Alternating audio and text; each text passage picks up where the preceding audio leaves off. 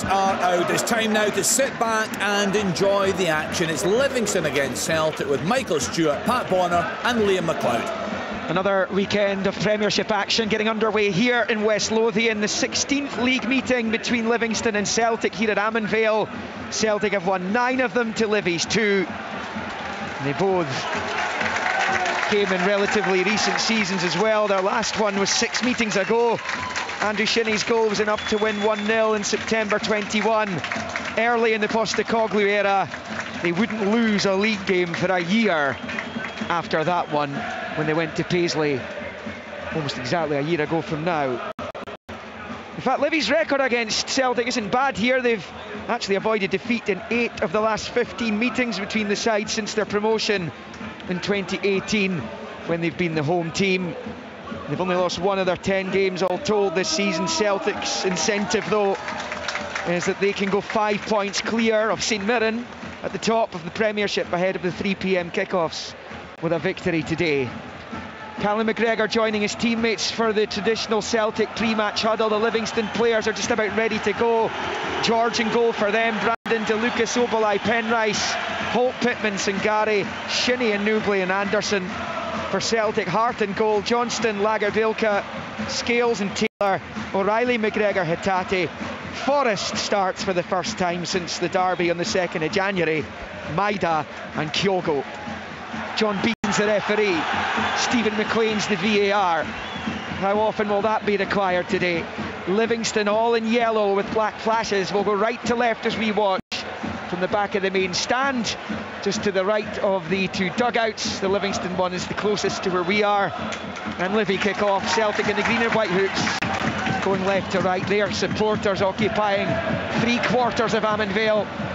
As an early header away by Lagerbielke out to that far side as Livingston pop the ball forward into enemy territory for the first time. It's a long clearance by Celtic. Obolai is there and he puts it out for a throw-in to the visitors over on that far side, as they look to shrug off the disappointment of defeat in their Champions League opener on Tuesday evening in the Netherlands against Feyenoord. It's Taylor to Hatate, who sweeps it back into his own half, into the centre circle for Lagerbielke.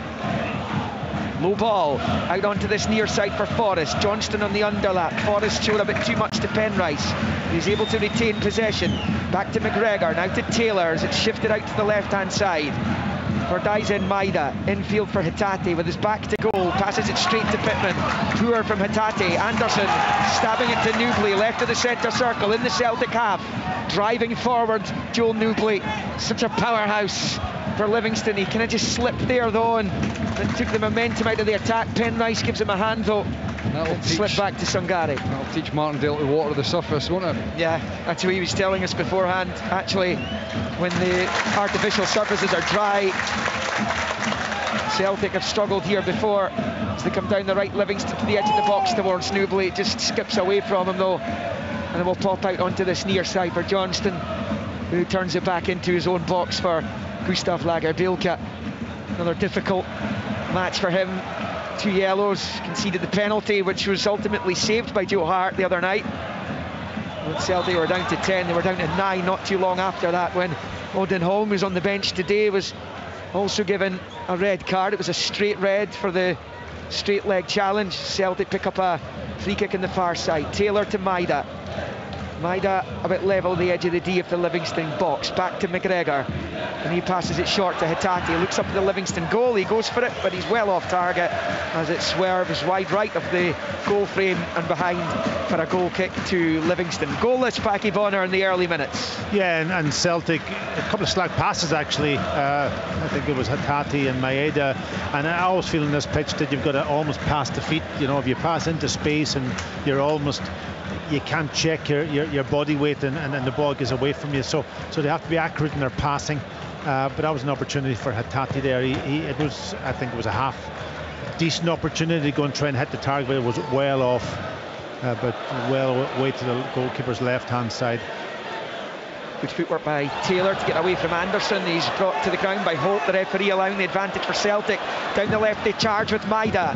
Maida level with the 6-yard line, goes down. The referee's happy with Jamie Brandon's challenge though. As Maida bites back, comes off Brandon last. He's appealing that the throw-in should have gone his way. It's gone Celtic's way over on that left-hand side. Level with the Livingston 18. Taylor to Maida, back to Taylor.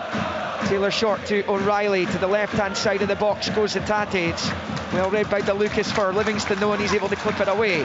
Only as far as the cushion header from McGregor to the edge of the box, where it's met by Sungari, and back into the centre circle with Lagerbielke. Looks up, clips it forward, looking for Maida in behind Brandon. Brandon gets his head onto it though as he backpedaled into his own box. Here's Maida picking up the scraps to Hatate, looking back for Maida, left of the 6-yard box. Too much on the pass though, and it's behind for the goal kicks. Livy nil, Celtic nil. Michael Stewart. Yeah, we've got to say that Celtic have started the game very well. They've been bright. The game's been played in Livingston's half. They've pushed and probed and got at the Livingston defence on a couple of occasions, and Maeda in particular looking to get in behind there. It's a start that the manager will be happy with. You know, we spoke before the game about the importance of it, and as a football player you get a sense and a feel for it yourself. You start brightly, you feel like you can control the game, and you can get a real feel for things are going to be positive today. Whereas if you start poorly, in particular here against a side like Livingston, then it just makes the afternoon very, very long. Now, having said that, they need to keep doing it because it can very quickly change. It's Greg Taylor for Celtic down the left. He's level with the edge of the centre circle in his own half. He rolls it out to Maida on the touchline on the far side. Back to Taylor, who goes back to Liam Scales, who's continuing this extended and perhaps unexpected stretch in the Celtic starting 11. Lagerbielke's clearance is poor though, really poor, as it's picked up by Sungari. He goes for goal, he drives it off his own man Pittman, who didn't know much about it, and it bounces favourably here for James Forrest, one of the most decorated players in Celtic's history, coming down the right hand side and winning the throw-in as it comes back off Shinnie.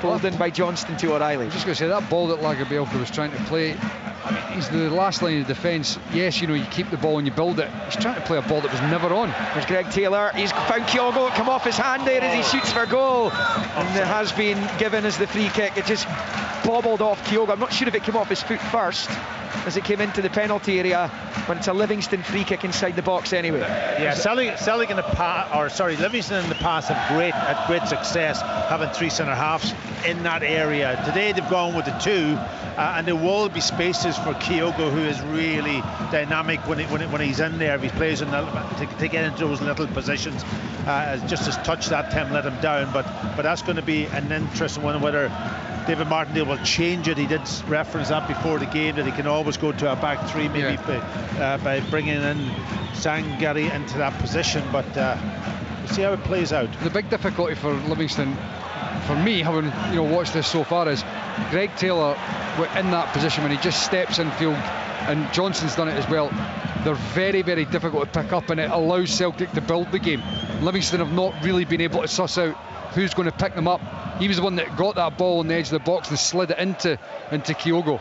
Here comes Celtic down the left-hand side. Picked up by Hatate, level with the 6, clips it back to the edge of the box. Forrest tries to control. He's got his back to goal though as he passes it to his captain, McGregor to Taylor. Now Forrest at the left angle of the box, just flicks it off Pittman. Breaks back Forrest's way though. And then McGregor to Greg Taylor. Scored in a couple of the Livy Celtic games last season. Kyogo scored in all of them as it's picked up by Hatate. Plays it into the 6-yard area. It's a comfortable take low for Shamal George, who's managed 5 clean sheets in his 9 appearances coming into this one this afternoon. 7 in, bang on 7 minutes. Livy nil, Celtic nil. Yeah, Taddy getting into really good positions, and on a couple of occasions into that sort of almost inside the box. He was looking up, watching and looking to see if somebody's going to make that run across the near post, and didn't happen. Kyogo chose to stick out on the edge of almost around the penalty spot, so he took on the shot, and it was easy for the goalkeeper. Holt wide right there for Brandon. Back to Holt, back to DeLucas. Under pressure from Kyogo, he finds Ovalai, who looks up to a long right football, looking for the pacey Penrice down the left. Too much on it though, and he goes behind for the goal kick. Thumbs up though from James Penrice for the attempted ball by Ovalai, and that will be a goal kick to Celtic. It should be taken by Hart, who plays it short to Scales. Back to Hart, Anderson chasing it. Lagerbielke rolls at the edge of his box for O'Reilly. Does really well, such a cultured player, Matt O'Reilly. Finds Johnston, and then down this right-hand side for Forrest on the halfway line. Back to O'Reilly, and now with Lagerbielke. Looks to switch it, comes off Anderson's head. Again, the pass wasn't heading for the right target, but it fortuitously is still in Celtic possession as Maida wins the throw-in off Brandon over on that far side, level with the edge of the centre circle on the Celtic left as they attack the goal to the right. Yeah, I was just sort of back. I was going to say, building up for the back there as Celtic did, you're taking risk, but the only way you're going to get away from it and get away with it and do it. Oh, Obalai just took it away from his goalkeeper there. Obviously didn't hear him. Long ball came forward. It looked an easy, simple take for Shamal George at the edge of his own box, but Obalai got between he and the ball and headed it away, and almost put his team, in fact he has put his team under pressure, because Celtic now have a throw-in level with 18-yard line, bowled into the box to Lucas, chaperones it back to Shamal George, and it stays Livy 0, Celtic 0. Why the defender does that? I know, but I know I've got earphones on and that, but I would be expecting to hear the goalkeeper really shouting, because he didn't see him coming. But you don't think so? I mean, I agree with you, the goalkeeper's got to shout, but surely Obalai sees his goalkeeper right there with him. Oh, there's a chance for Anderson up the other end. He shoots. Hart makes the save. It's still alive. Pittman's there, and it's swept off the line by Callum McGregor. Livingston with the best chance of the game so far as it goes out for a Livy throw-in level with the Celtic 18 on this near side. Really good chance, wasn't it? Liam Scales got caught, miskicked, I think, didn't clear his lines, allowed Anderson in, and shot across the goalkeeper. Good save from Joe Hart, low down to his left-hand side, and he'd be delighted to get his hands on or make that save, but it was a big chance for Livingston. Best chance of the game. You know, it's not complicated football, but it can be very effective, and it almost was 1-0 there to Livy. For me, Bruce Anderson's he's a very, very good striker of the ball. You know, invariably when he gets into the penalty box, he hits target and he makes goalkeepers work. And Joe Hart had to be bright there and not only make the save, but also make sure that he wasn't palming it into the middle of the goal. And fortunately, as he palmed it out, his defence were in there to make the block. It just wouldn't sit for Scott Pittman on the rebound. It looked as though he was going to be in. In fact, he kind of scuffed the effort at goal on the rebound when it was cleared by McGregor on the line. It was a fairly simple clearance for McGregor in the end, up as Maida picks up the other end to the left-hand side. Taylor, low ball back, the dummy from Hatate. Here's Johnston to O'Reilly. Kyogo holding off Penrice, turns, plays it across, and George dives down onto the right-hand side to deny. Dives in, Maida in behind him with a tap-in. Yeah, it's a similar almost saving, a little bit further out, of course, that Joe Hart had from Samuel George, and he had to do it. I thought he was going to let it go initially, because it was almost screaming across his 6-yard box, but I think at the last minute he realised that Maeda was in to tap in, and he had to get a decent hand to it. And again, similar, he's got away with it because he's palmed it out and his defender was there to clear. Up the other end there, as this game bursts into life, Joe Hart coming right to the edge of his box to get onto a long ball which was dropping into an uncomfortable position for Liam Scales, with Bruce Anderson lingering, and Livy have a throw-in level with the Celtic penalty spot over on that right-hand side. Jamie Brandon over at Colas, almost 12 minutes in at Ammanvale. Bowled back by Brandon to Shinnie, the match winner here 2 years ago. Right-footed, cross ball in, comes off Obalai's head, it goes towards goal, and Joe Hart clutches on from underneath his crossbar.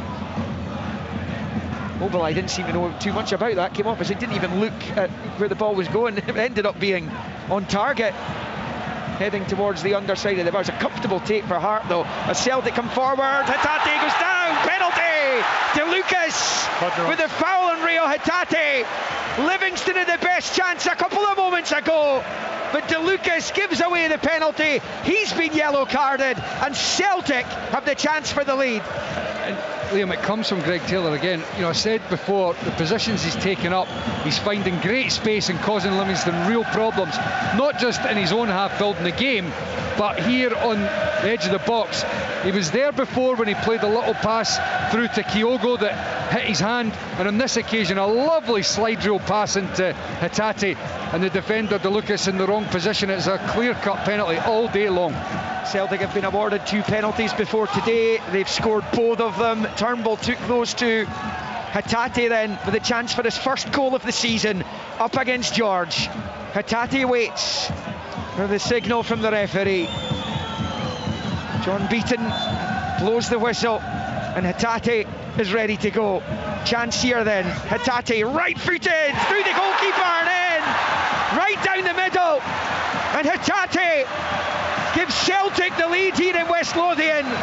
Not the best penalty he'll ever score, but he's not caring right now because he's off the mark for the season, and Celtic are off the mark for the afternoon as they look to put a bit of daylight between themselves and the rest at the top of the top flight.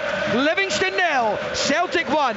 Yeah, Taddy goes with almost his side foot penalty. Goalkeeper read it really well. In fact, he goes too far into the corner and it slips under that gap between his body and his elbow into the back, and then maybe the pace just outfoxed him a little bit, but he probably looking back on it, he'll say, I should have saved that one. I'd want to see it again, Packy, but it's in that difficult position.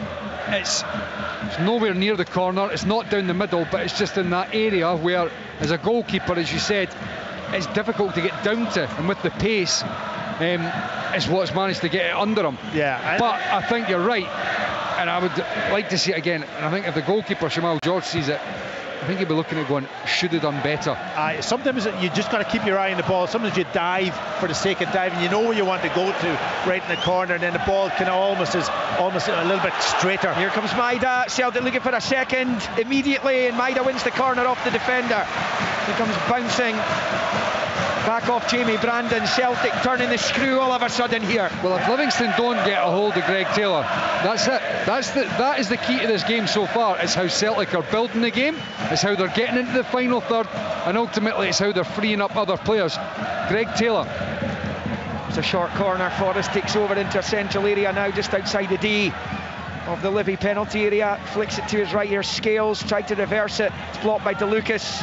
Breaks back Forrest ways to Lucas. Stop looking for some kind of free kick there, just in the edge of the area. Celtic play on. Taylor finds Scales having to come back to square one here. Liam Scales switching it to Hatate midway inside the Livingston half. Gets it back from O'Reilly. O'Reilly too gets it back, sliding in his Sangare, and Livingston able to get it away. They've been under the cosh for the last few minutes. They are behind to that Hatate penalty. You can see Celtic are enjoying their football as well.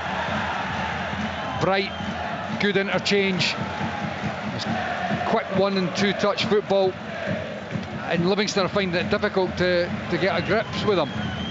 Yeah, I've got to say Celtic are nipping the ball around well on this surface. It hasn't dried out the way that I thought it might do with that little bit of water, so maybe David Martindale is regretting putting the water on the pitch. Chip ball by Taylor down the left for Maida. Brandon gets there to get it back to his keeper, and George sweeps it forward first time with the right foot.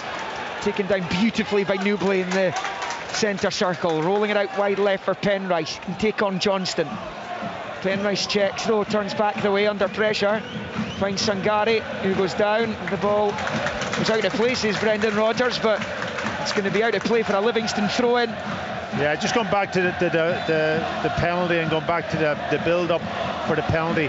Obviously with 2 centre-halves, and I did say it, not alone have you to take care of Kyogo, you've got to then look at the runners coming from midfield, and Lucas got caught with that run from Hatate down on the wrong side, and he goes into the tackle then. He didn't have to tackle.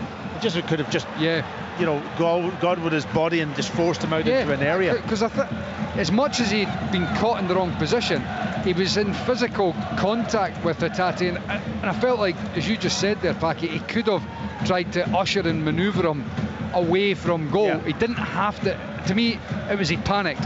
He knew that he'd been caught, but I don't think it was game over in terms of Hatate was going to get an instant goal or a strike away. I felt like he would have an opportunity to get his body in the way rather than try to dangle a leg and give a penalty away.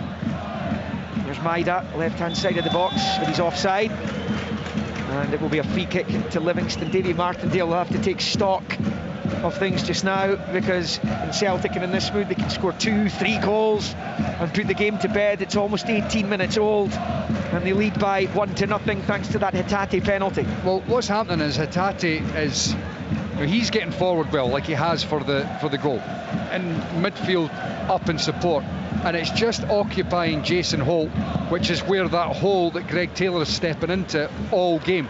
And David Martindale's going to have to, get the message across, whether it's going to be more that Shinnie is the central of their midfield three, has to look at Hatate's run.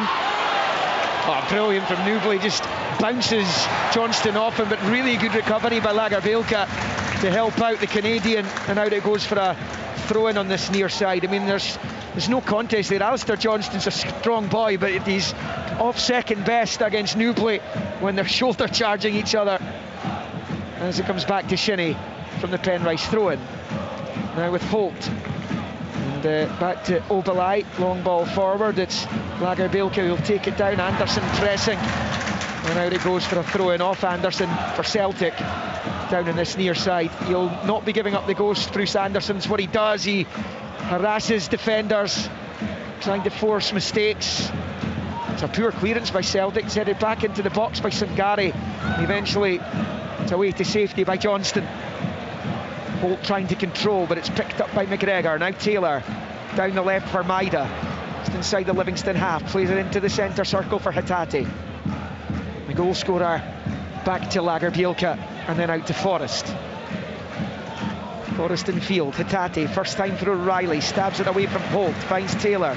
Taylor out wide left, low ball for Maida. Maida looking for O'Reilly, and a little misunderstanding between the two of them, and they can't produce the execution it required, and it goes behind for the goal kick, and it will stay Livingston 0, Celtic 1 after 19 and a half. Yeah, and Michael's right in how he describes it, the midfield. The problem they have is I think they're outnumbered a bit in the middle of the pitch, they're obviously playing with the two kind of almost higher up there with Newbley and Anderson, and that in itself then forces them into maybe playing their four in the midfield. But how they construct that four is the key to come up against Celtic. But Celtic's movement is, you're right, is absolutely killing them. Just one defeat for Livy this season. That was at Ibrox, where they return on Wednesday night in the quarter-finals of the League Cup. Busy midweek coming up after we're done today. He's made that. As Taylor finds McGregor. Yeah, Liam, sorry, I think he has made that change just now. I think he's dropped Pittman back. Yeah, he swapped Pittman and Sangari, but he's kept the same shape. There's Taylor in space again, though. Holt trying to close him down this time. He does a better job, but given away by Sangari. Straight back to Taylor. Here's Johnston. Taylor wanted it down the right-hand side. The two full-backs combining over here, but it's with McGregor. He finds Hatate to Maida. First time to Forrest. And now Hatate. This is more like Celtic from last season that we're seeing today. Zipping the ball around. Look like they're in a hurry. As Johnston collects on this near side. We saw it in flashes against Dundee last week in the league match as Johnston was in on the challenge. I think the referee's going to his card here. Yellow's coming out for Alistair Johnston. Yeah, there was left two one on Penrice down here. Yeah, there was two tackles there. One on Matt O'Reilly initially. It could have been a free kick. I don't think it was a big one. The second one then, Johnson just a little bit late on is it Penrice? Who is it? Yeah, Penrice. So he goes into the referee's book. It's a free kick for Livingston deep inside their own half here, as they try and find a route back onto terms. It's been a tough start to the league season for them. Just that one loss, as I say, but they've had matches against 5, if you include today, 5 of last season's top 6. Emerged unbeaten against Aberdeen, Hibs and St Mirren. Won the one in the middle at Easter Road, as George prepares to take this free kick down in front of us. Bang level from where I'm sitting. As George goes long with the right foot, headed away by Lagerbielke. Obalai heads it forward. Lagerbielke heads clear. Hatate helping it on its way, but it's only to the benefit of Shinnie. It goes all the way back to George, the edge of his box. George surveys the pitch ahead of him and gets it all wrong with the long ball.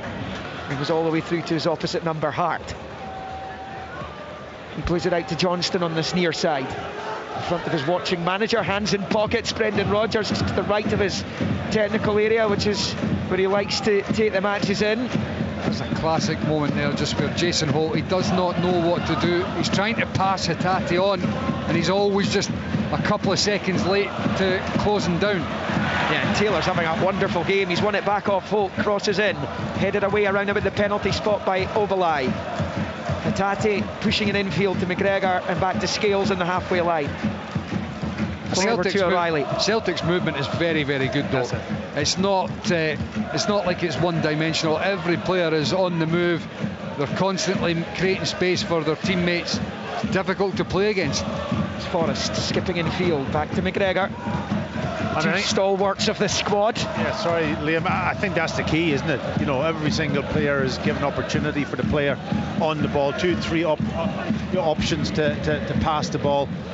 Hatate out wide left of the Livy box for Taylor. Taylor, low ball into Forrest, finds Maida, great turn, and George saves from Maida's effort. Wonderful little pirouette by Daizen Maida.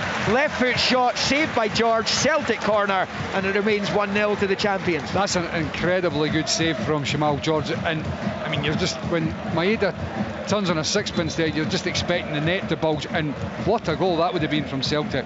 The build-up, you know, I'm thinking it's come right from the other end. It's worked from one side to the other, into the box in such a tight area. 1-2. I mean, it'd have been a tremendous goal had it not been for the goalkeeper coming out with a top save. Out-swinging corner by O'Reilly into the box is flicked away, not once but twice. Penrice with the second header.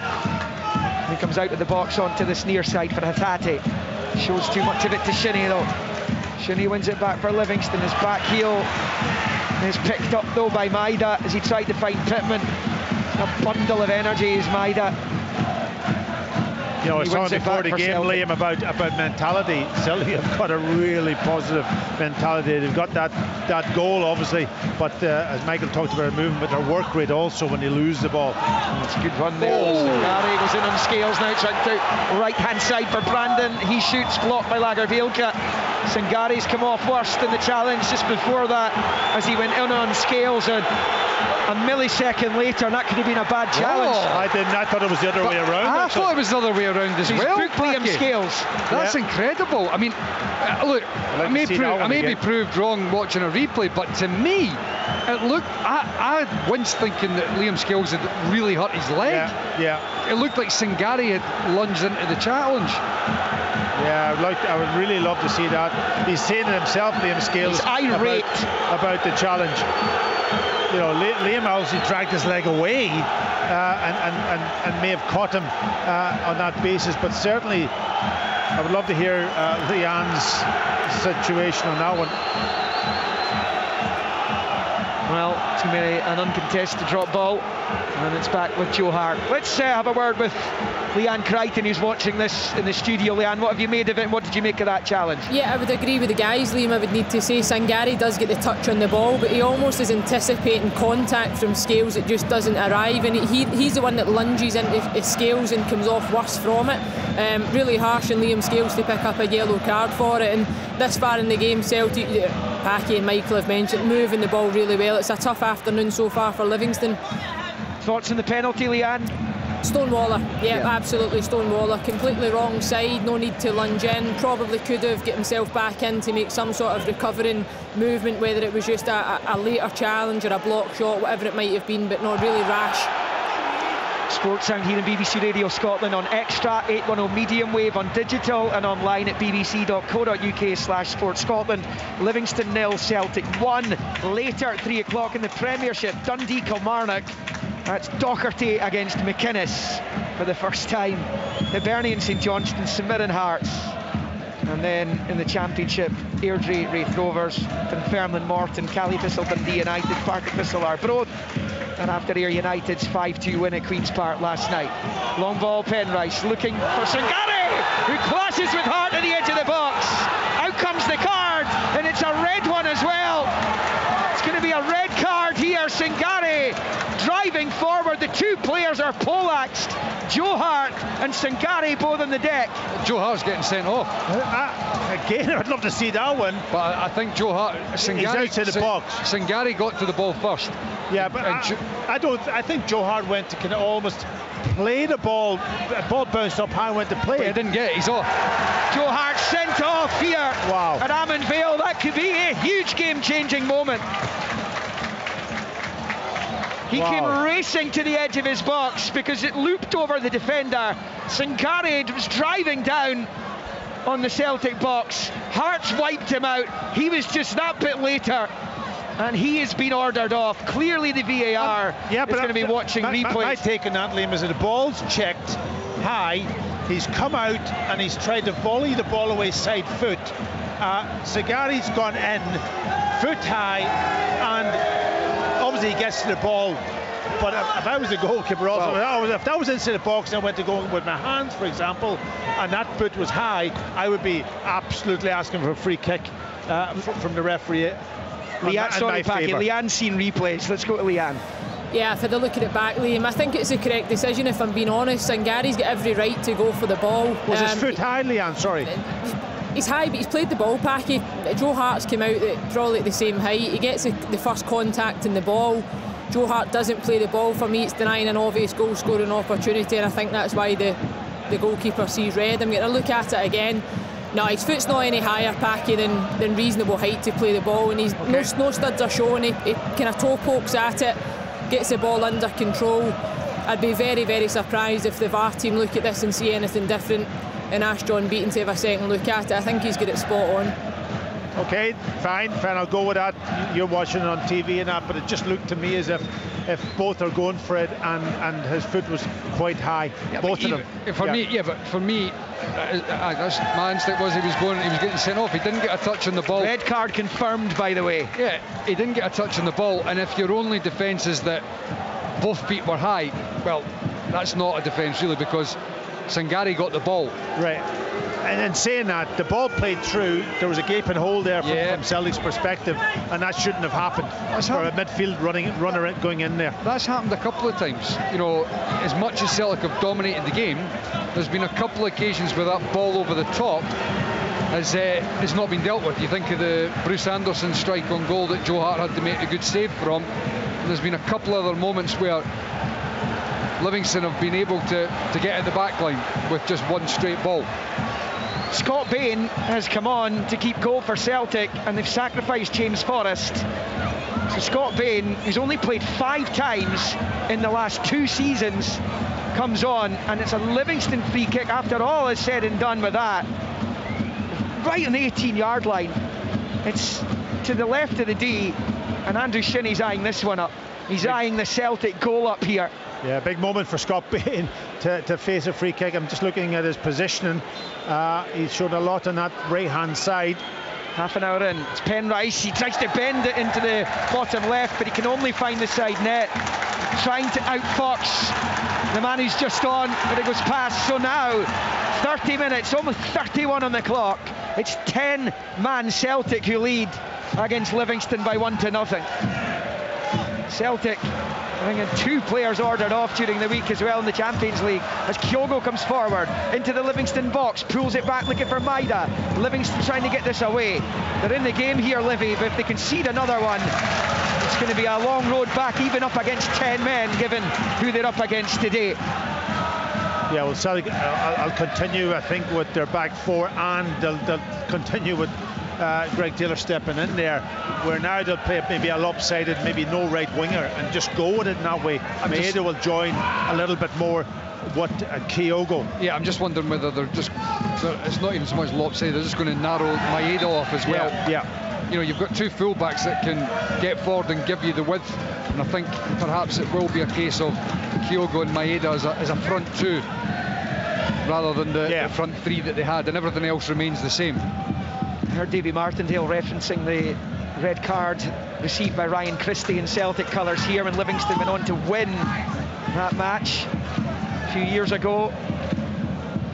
This is where, you know, Livy needs to exploit the free man now, and down the sides is going to be the area that they can actually get at Celtic.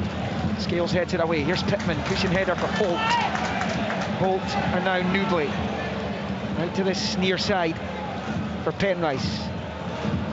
Now back to Joel Newbley, little scooped ball. Sangari gives chase, he's in the area. Left-hand side, decides to take a touch. He's now down at the byline. Scales comes to meet him. Sangari rolls it out wide left to the penalty area for Newbley. Drops the shoulder, he's on the right foot, he shoots over the bar, and it stays Livy 0, 10-man Celtic 1. Again, run, Michael, isn't it? Again, Sangari. Just too easy. You know, it's a great ball from Newbley, don't take anything away from him, but that's too easy defensively, that a ball like that is taking the whole defence out. And had Sangari just been a little bit brighter, he could have and should have been getting a strike away on goal. Maida giving it away straight to Shinnie. Celtic racked with doubt now all of a sudden, after what had been an excellent performance up to that point. Penrice gets it back from Newbley, fires it into the box, but it's straight to Bain. His manager left the straight and bouncing around down in his technical area. Is that racked with gout or doubt? I wasn't quite sure what you'd said. I didn't doubt, oh, right, Michael, okay. Yes. Yeah, well, gout, they might not be able to move particularly well. Yeah. No, especially on that surface. Here's Johnston, back to Lagerbielke. Yes, and then Scales. There needs to be some kind of measure of calm about Celtic now, even if it's Packies to manage the rest of this first half and getting at the break. Absolutely, do. You just got to keep doing what they were doing early on, passing that ball. They may not get the same opportunity to go and attack Livy, but they've got to keep the ball, make Livy work from that perspective. But going back to the run from Sangari again, it's exactly the same run as that Joe Hart got sent off from an inside sort of almost left midfield position in behind Lagerbielke, and he's got to be able to see that, or a midfielder's got to track it. And then he's got to see it or communicate with his midfielder to track him if he's gone tight with Newbley. But certainly Newbley was more in midfield that time, so he's got to see it. Celtic had a free kick there. It was coming harmlessly through to the goalkeeper, but this time it's to Lucas, who got in the way and put it out for a throw-in. So Celtic keep the pressure on. O'Reilly, Pittman with the touch back to George, who boots it away first time with the right foot. And there's a trip by Anderson on Lagerbielke, but it's an innocuous one. Celtic fans are going to be screaming for cards left, right and centre with every single Livingston foul now. After the red card, the feeling injustice was done there, as Hatate, the goal scorer, rolls it to O'Reilly, holding off Pittman. Strong play by O'Reilly, rolls it to the left. 10 from half-time, plus stoppages. 1-0 Celtic, who are on the attack here. Hatate for O'Reilly. His cross cut out by Holt and out for a Celtic throw-in. Level with the Livingston 6-yard line on the Celtic left, as they try and attack the goal to the right. Well, in one way it might help Celtic when they are building up and attacking, that Maeda and Kyogo is almost in the boxes. Two attacking type players, so two options for Celtic to pick them out if they get into those good areas. Challenged by Brandon on the far side. He's actually had a pretty good game, Jamie Brandon, on that right hand side. Not much he can do about this swashbuckling Greg Taylor as he keeps cutting in field away from Jason Holt, as the throw-in's taken down the far side for Hatate. Finds Maida, who goes down. Free kick Celtic, level with the Livingston penalty spot as they look for a second. And this is an opportunity for them to try and conjure something up. Scales and Lagerbielke making their way into the penalty area, and Matt O'Reilly is the conspirator over on the far side. Scales waiting to the right of the penalty spot. Lagerbielke there too, so too's Johnston. They've left Callum McGregor and Greg Taylor back. Everyone else in or around the penalty area in Celtic colours. O'Reilly stands and waits. They look to double their lead here. More of a hole than they were now, down to 10 men as the free kick comes in, and Mobileye wasn't convincing as a poor first touch, but with the second he's able to clear. He was fortunate he had time to do that. Callum McGregor goes all the way back to Bain. Bain will play it short to Taylor, and it's squared out to the left for McGregor. It's a runner ahead of him in O'Reilly. He's just gone into an offside position. McGregor has it. He's done very well there, I tell you, because as he's been closed down, all his options disappeared on 2 occasions. But Cal McGregor's just got such good close control he was able to just manipulate the ball and retain possession. Lagerbielke out to the left-hand side for Taylor. It's level with the edge of the centre circle over on that far side. Back to Scales, towards his own box for Lagerbielke, who finds Johnston at close quarters, presses the ball forward to Hatate, looks up long, ball forward, but Brandon with the cushion header to Holt. That was poor from Hatate. He picked that ball up in acres of space in midfield because the team had done really well to create that space, and he's just turned over possession when he didn't need to. He needed to drive forward and then start committing a few more of the Livingston players, and then you could start to make another few passes. Livy had a lot of players back in that back line. He didn't need to and shouldn't have been looking to try to play what was a bit of a lottery ball for Maeda anyway. 38 on the clock. Celtic leading 1-0, but down to 10 men after Joe Hart's ordering off. Here's Holt, rolls it along the deck, out to Penrice on the near side, forward to Newbley. Newbley holding off Johnston, looking for an option in yellow. Shifts to the right of the circle for De Lucas, across halfway he goes. Now to Brandon over on that far side. Low ball infield to Pittman, back it comes to Brandon, and onto the halfway line for Shinnie. And he plays it to the left of the centre circle for Obalai, to Penrice, now Newbley. Newbley driving down the left. Lagerbielke with a challenge and out for a throw-in on this near side, although the flag's gone up over there, so it will be a free kick to Celtic for offside. Yeah, listen, Liam, I was just looking at Lagerbielke's positioning there. When the ball's over on the almost on Livingston's right hand side, he's too close to Liam Scales. His body's closed off. He doesn't see the run from both Newbley and the midfielder, and he's kind of almost getting caught. He just needs to open his body up a little bit. Maeda short out to Hatate, was out of play, throw in Celtic over on that far side. Maeda takes it quickly, finds Taylor, and Taylor rolls it back to Scales. And obviously, given that it's been reduced in numbers, the pace and power and poise of the Celtic performance in the opening 30 minutes has dissipated, but they still remain in control of this match. McGregor on a great ball, looking for Maeda, it was straight to Brandon in the centre circle. He goes back to Obalai and back to George. First time, long with the right foot into the Celtic half. Lagerbielke's header, looking for Hatate, who gets there ahead of Brandon and helps it on its way out to that far side for Taylor, who finds McGregor to Kyogo, and now Hatate. Kyogo's made his run, he's on his bike down that left-hand side of the Livy box. He has it now, De Lucas with the challenge. It's better from the big defender this time as he sees it behind for the goal kick, and it stays Livy 0, Celtic 1. Yeah, much better. That's what he should have did the last time also for the penalty. Again, he got caught a little bit because of the movement of Kyogo, and he was in on that left-hand side, but just usher him out. Don't allow him to get a shot away. Don't dive in. Chanel charge over this goal kick. Livy keeper on with the right foot out to this near side. Lagerbielke beats Sangari in the jump, but it breaks Obalai's way. First time just hoofing it pretty aimlessly forward there, and comes all the way through to Scott Bain.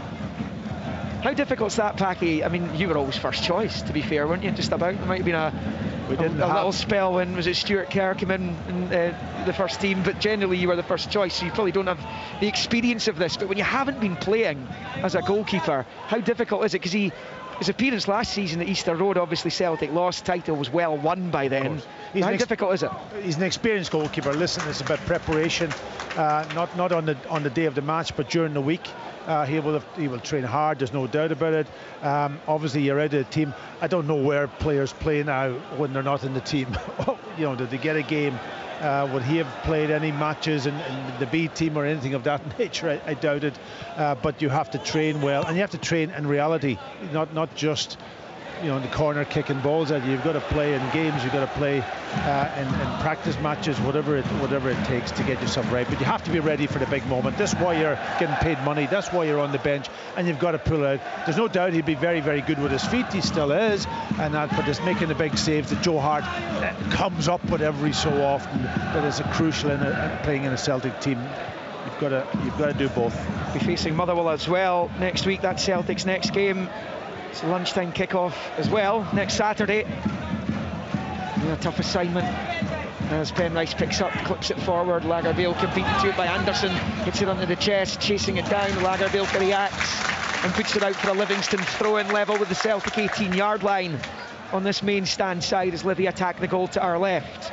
Final 2.5 minutes of the regulation 45, but there will clearly be a few added on afterwards. There was the penalty, there was the red card, there's been a couple of knocks. The thrown into the box is cleared by Lagerbielke, and then Scales helps it away. Sangare was in the middle as Opalai shoots from distance, and Scott Bain makes a relatively comfortable save down low to his right. He holds on to it as well, and even though it's a comfortable save, he'll be delighted with that packet. Yeah, and that's what he wanted, isn't it? You know, you've come on the pitch, he's been on there for a little while, but he hasn't very little to do, and just making that save, get his hands on the ball, getting the flight of the ball, getting the bounce off the pitch, all those things matter. Pittman wide on the right for Livy as they continue to attack the Celtic box here. Brandon to Holt, right foot cross comes in, it's easily away though by O'Reilly. Breaks back out to Brandon. It's a better ball, and it comes. Sangare attacking it. Bain comes to try and claim, and he does it the second attempt. Sangare's on the deck again. 3 times he's been injured in this first half. This time it's a head knock, and it remains Livy 0, 10-man Celtic 1. Lagerbielke is claiming offside, but for me, he's just caught by surprise, and he really shouldn't. You know, as that ball's coming in, I'm not convinced that Sangare is offside. What I think is, he just makes the run and Lagerbielke doesn't see it, and he really has to, and he's got no physical presence there to even block any potential run that's coming in. He gets caught the wrong side, inside the 6-yard box. That should never have been happening there. It's all about his body position. It's all about that. He's got a closed body position when the ball's over on the right-hand side, and that's caused him all sorts of problems. Get your body open up, know where the player is, then you can react. Well, he's got away with that one, hasn't he? As George, up the other end, clips it out to Shinnie on this near side. We're well into the final of the 45. Mobilai had that long-range strike a minute or so ago. Newbley flicks on. Here's Anderson. Scales defends well, though. Held his position, deals with it excellently. There's Lagerbielke getting it from Johnston. Now Taylor, first time to McGregor. McGregor then moving into space. Long looking for Kyogo down this right-hand side. The pitch helps him as the bounce aids Kyogo. He's got under control now, right-hand side of the box. Pulls it back onto the 18-yard line. O'Reilly strikes, blocked by Shinnie. 4 minutes being added. We're into the first of them here at Ammanvale at the end of the first half. Celtic leading, but down to 10 men. 1-0 the scoreline. Hatate finds Scales. Now Brendan Rodgers would love to see his team score again before half-time, because it doesn't matter how good a team you are, doesn't matter if you're champions, the fact you're down to 10 men, you feel that your opponents will get a big opportunity at some point. They could put a bit of daylight on the scoreboard, that would aid their cause to go 5 clear before the 3 o'clock kickoffs. Yeah, I think Sangare's struggling a little bit. He keeps pointing to his chest. He stopped a few times, obviously when the ball's away from him, and it could, maybe it's his breathing or whatever. Yeah, I mean, he's had a few incidents that have left him spark out, including the one that led to the red card. George clips it out to that right-hand side for Brandon. Turns away from Maida and plays it short to Jason Holt. An experienced campaigner. He's wearing the skipper's armband in the absence of Michael Devlin. Came off against Ross County last week in that draw in Dingwall. Long from Penrice, down this left-hand side for Newbley. Just bobbles off his knee and behind for a goal kick to Celtic, to the delight of the Celtic supporters behind the goal, off to our left. But he's been a handful again, hasn't he, Joel Newbley, Mikey, when he's been in a position to do some damage. It's generally been out on this near side. Probably like him to be doing some more in the penalty area, but he's been a handful for Alistair Johnston. Yeah, that inside left channel is where he likes to do some damage, and yep, he's a big strong laddie who causes defenders problems. There's Hope, left-hand side of the box, crosses in, almost came Pittman's way. Taylor gets there first to scoop it clear. O'Reilly's put it back into his own box. Here's Pittman, tries to pull it back, it's blocked by Liam Scales. He didn't know much about it, bouncing off his back, and it breaks the way of Taylor, who finds Maida. A little nervy moment for Matt O'Reilly. He's got his hands up in apology as he sliced it back towards his own goal. No damage done for Celtic though, or from O'Reilly, who picks it up and finds Hatate, shielding the ball from Pittman, looking to slip it through to Kyogo, but it's blocked, and Jason Holt picks up for Livy and turns it out to Newbley on this near side, up against Johnston again, who slides in and puts it out for a throw-in to the home team as he draws some applause from his manager. And it's turned out to be a more stressful afternoon for Brendan Rodgers than he's expecting, with half an hour on the clock. And this one, his team arguably playing the best they've played all season in the league, still in its relative infancy. Yeah, stressful because you're down to 10 men, but I think you still are kind of in control of the game at times.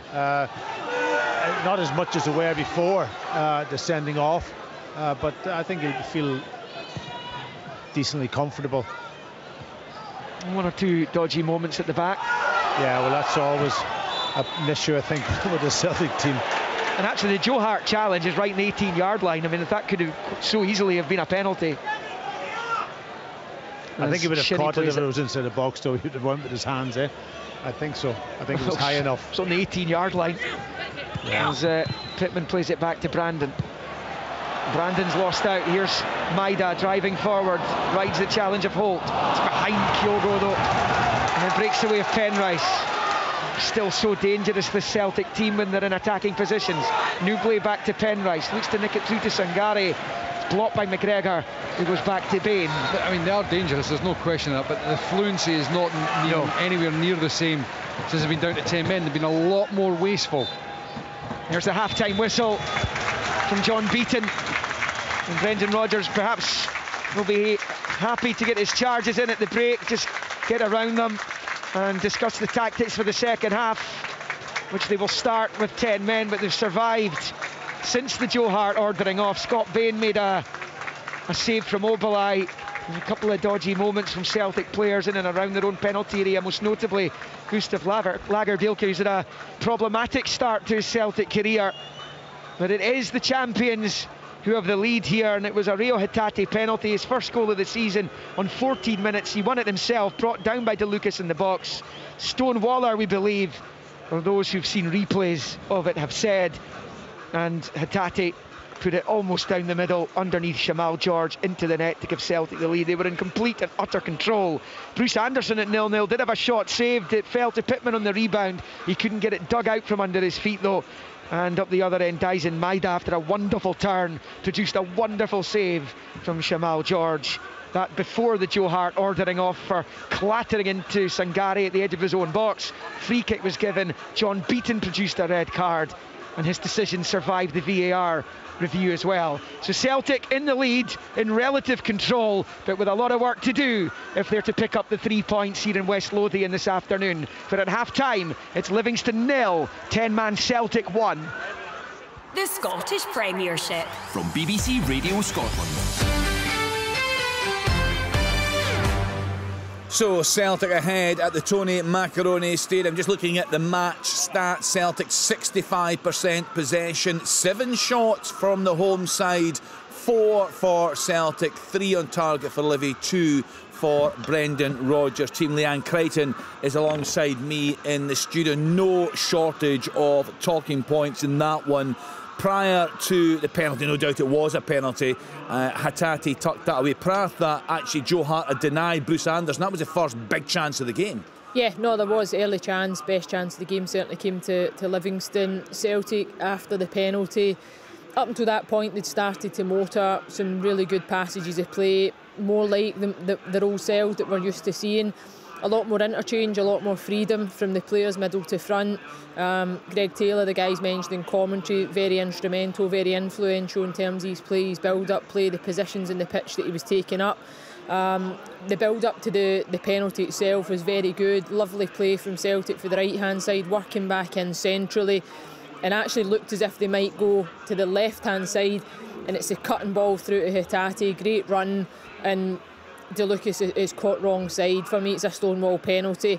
I do think he could have probably made an adjustment and perhaps get another opportunity to clear it and block Hatate, but he brings him down and the penalty was awarded. And again then Celtic motored, continued to press. It looked like it could have been a long afternoon for Livingston, because we know when Celtic get that early goal, they more often than not go on and build on it, and they add a second and a third. The sending off completely changes the complexity of the game. Livingston on the odd occasion had looked for that same type of ball over the top to cause some problems, and Gary's movement had been very good, and Joe Hart just gets it all wrong. But I would need to say the communication, I think, between Joe Hart and Lagerbielke and that right hand side, and Alistair Johnson at times, is where Celtic have been found wanting, and it really has been a vulnerability. Yeah, no doubt about that. So Scott Bain on, James Forrest making a rare start, he was sacrificed of course. Pat Bonner, do you have concerns over some of the decision making from Joe Hart? I listened to a lot of programmes in the summer, I listened to a lot of podcasts, and one of the biggest themes from Celtic fans was that there needed to be another keeper brought in to really challenge Joe Hart. No, I'm not worried about that. I think that particular instance, that the ball checked up a little bit on the surface.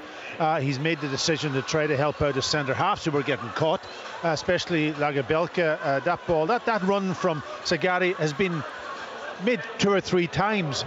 He's almost like as if he's not, his orientation's wrong at times. Even from that straight run on that same side from Sagari, he goes tight on.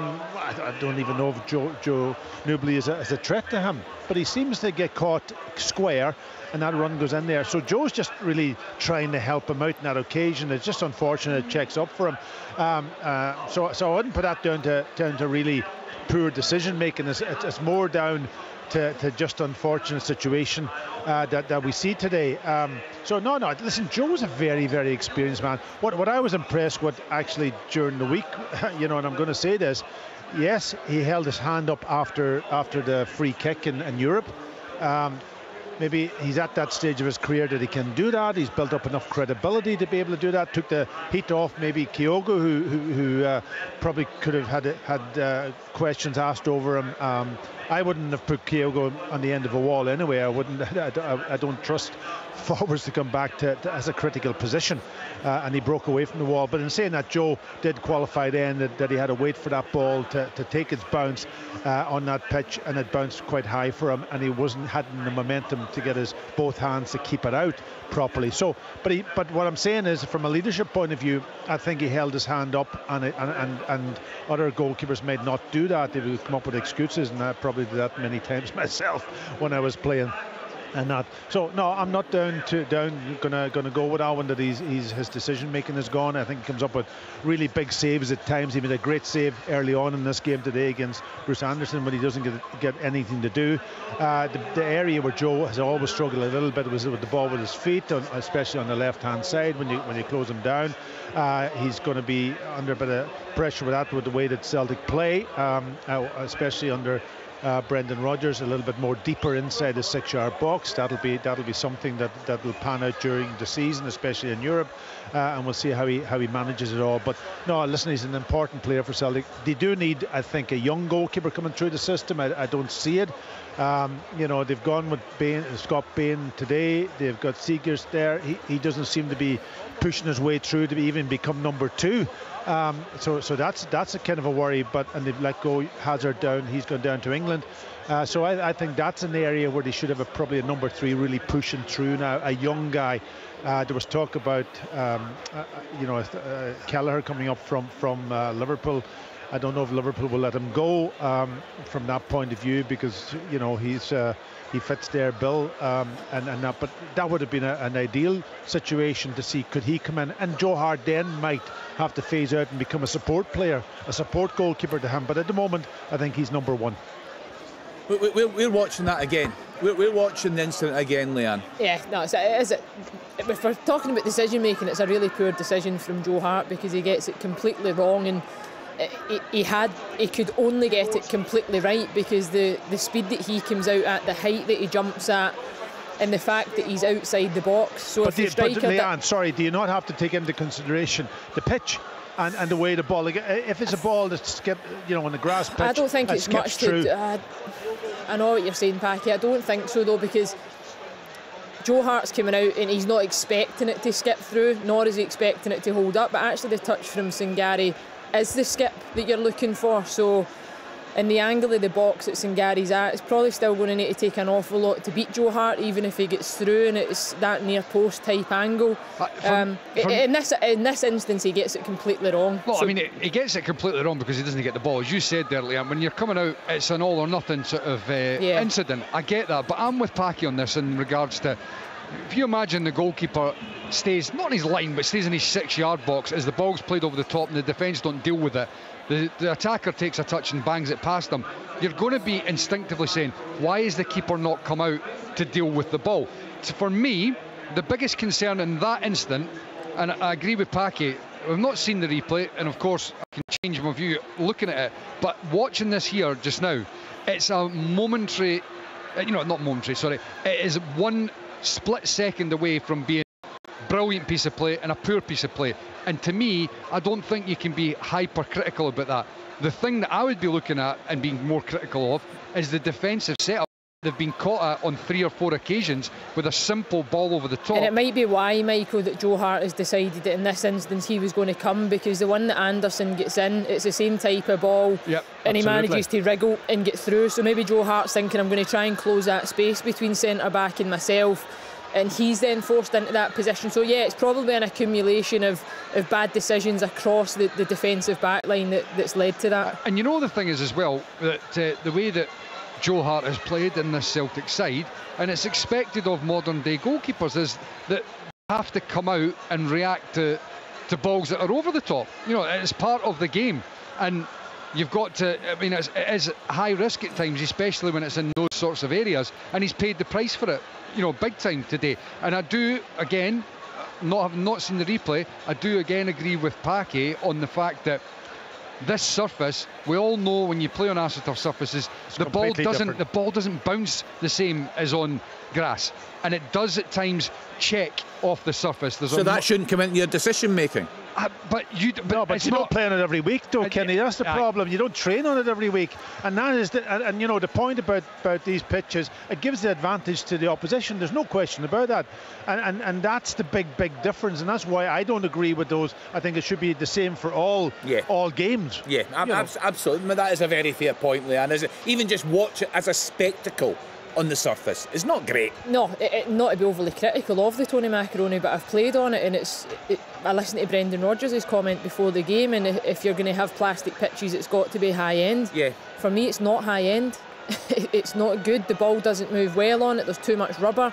It's packed underneath. It's dry. I know the guy says I think it'd been watered earlier on. Is that right? But how long does the water really last in these pitches? It's quite a nice day, so it's not soaked. It's not like a grass pitch that holds it and it feels slick for the entirety of the game. So no, it does change it, and it changes the decision making. But I think it just comes down to the fact that Celtic, in terms of the backline and the changes and the relationship between Joe Hart and his 2 centre backs, there's not that same consistency, and there's not that same level of cover that they had last season. Yeah, Leanne and Kenny, there is a problem with Lagerbielke in his almost in his body position. Even when the ball's over on that right hand side, I've watched him closely, he's almost closed off. He doesn't see the runner from midfield. He doesn't know where the centre forward is over his shoulder. It's almost, and that nearly led to another situation where they had a check. It could have been a penalty also. Remember the one with was Sangari, I think, got in. He didn't know where he was, and that's an experience. That's something that has to be dealt with. That's something that you have to take onto the training pitch. The coaching staff has got to pick up on it and talk to him and so on, because that is going to be a fault. If he doesn't get rid of it very, very quickly, opposition teams will exploit it, because they will do their own analysis and they will come. What's key, Michael, for Livingston to get back into this game? Do you see them having a real threat in the second half? Well, I mean, we've just been talking about the what you look at the vulnerability of that. I think for me, I think Scales has done pretty well over the piece. But Lagerbielke, you look and think that to me would be where, if you're David Martindale, you would say, let's look to try and play on that inside left channel for them on Lagerbielke. Quick balls over the top, because his body position at times just doesn't leave him conducive to be able to get back and recover quickly, and even when he does, he doesn't look physically strong to be able to then muscle out guys that are going through, whether it's Sangari or Nubli. Both of them are good, imposing players that That's, you know, key. Quick balls in and trying to turn Lagerbielke would be where I would be saying to Livingston, you've got to try and exploit. And Kenny, could I add to that? I think if you're playing down the right hand side, get the ball in early to that back post. Yes. Because you've got Nubly coming in there, you've got Sangari getting in there. Scott Bain isn't the biggest. He's not going to be coming off his back post and grabbing balls. So that's what I would be saying. Get him in there early and test him out. Going to be interesting the second half at Amon Vale. Big second half, big 45 minutes for both sides there. Celtic with that narrow advantage, but down to 10 men. A reminder, open all mics this afternoon from 3 o'clock. We have reporters at 3 games in the top flight, all 4 matches in the Championship. And I will bring you the goal news from right across the country. Last time in the Rugby World Cup. Scotland in all sorts of trouble. Penalty to South Africa. Springboks in control now. It is a defeat that we're up against. Perhaps the favourites to retain this trophy. Yeah, and there's still 3 games to go to qualify from the group. All the news from rugby's biggest stage. The BBC Radio Scotland Rugby Podcast. Listen on BBC Sounds. And Scotland versus Tonga. Tomorrow from 4. Try again for Scotland. Every tackle and every try lives here. Scotland attack. Listen on digital radio or ask your smart speaker to play BBC Radio Scotland Extra. Yeah, good luck to Gregor Townsend and his players. They've got a really tough group, you'd have to say, at the Rugby World Cup. Full coverage on BBC Radio Scotland. Also lots of podcasts from Andy Burke and Tom English. So tune into these, always worth a listen. They've had some terrific guests on there. So a reminder, open all mics from 3 o'clock, and from 5:30 the chance for you, the listener, to have your say. Lots of fans ready to engage, lots of talking points already, and plenty more to come throughout the afternoon on Sports. And let's get back to our commentary match. It kicked off at 12:30. Livingston 0, Celtic 1. Let's get back to Michael Stewart, Pat Bonner and Liam McLeod. The Celtic have won their last 2 visits here, but they failed to win in their previous 5 to that. First league meeting between them is back in August 2001. Livy took a point in a 0-0 draw. Celtic go on to win each of the subsequent 20 between the clubs until a 0-0 here in November 18 under Brendan Rodgers at the time. As Celtic get the second half underway, going right to left in the green and white hoops. Livingston all in yellow with the black flashes, as that goes out of play for a throw into Livy on this near side. No changes for Livingston at the start of the second half. No further changes for Celtic, who were forced to take off James Forrest and replace him with Scott Bain in the wake of Joe Hart's red card, as it shifted out to that left-hand side for Livy, who have Shamal George in goal. It's Brandon, DeLucas, Opalai, Penrice, Hope, Pittman, Sangari, Shinnie, Nubly, Anderson. For Celtic, Hart was sent off, replaced by Bain in that first half. Johnston, Lagerbielke, Scales and Taylor, O'Reilly, McGregor, Hatate, Maida and Kyogo are the 10 men. Mr. Lucas is back to the edge of his box for Opalai. Livy then 1-0 down as the long ball forward finds Nubly, left-hand side of the Celtic box, holding off Johnston. Rolling Johnston, crossing into the box, just a bit too high for Pittman, and cleared by Celtic. Scales got in the way. That's good play by Livingston, and excellent from Joel Nubly out on that far side. Well, you see when they had the ball there, they had a number of men right up on the back line of Celtic. Nubly, Sangari, Pittman and Bruce Anderson, and they're staying up there right now as well. Yeah, Brandon gets the cross ball in, and it's swept wide by Sangari. What a chance it was. He's rubbing his head as it came to him round about the penalty spot. He hit it first time, and it goes wide of that right-hand post. It will remain 1-0 to Celtic, but good signals of intent from Livingston for their supporters who surround us here in the main stand. Yeah, it was a good run and cross, wasn't it, down this right-hand side, and Nubly, he just couldn't get his foot proper connection on that ball. If he cut it properly, I think again it was a free shot, and he had the ability to get to the ball first before Lagerbielke. We'll be aiming to make this second half as uncomfortable as possible for their visitors, as Taylor finds Hatate. Kyogo's away down that right-hand side. It's past to Johnston. Now he does find Kyogo. Now he's attacking the right-hand side of the Livingston box. It's the cross, it's a good one! Maida saved, but O'Reilly's there! O'Reilly taps home to keep his good goal-scoring form going, and the 10 men double their lead at Amon Vale. A big moment there for O'Reilly and for the Brendan Rodgers couldn't have hoped for a better start to the second half.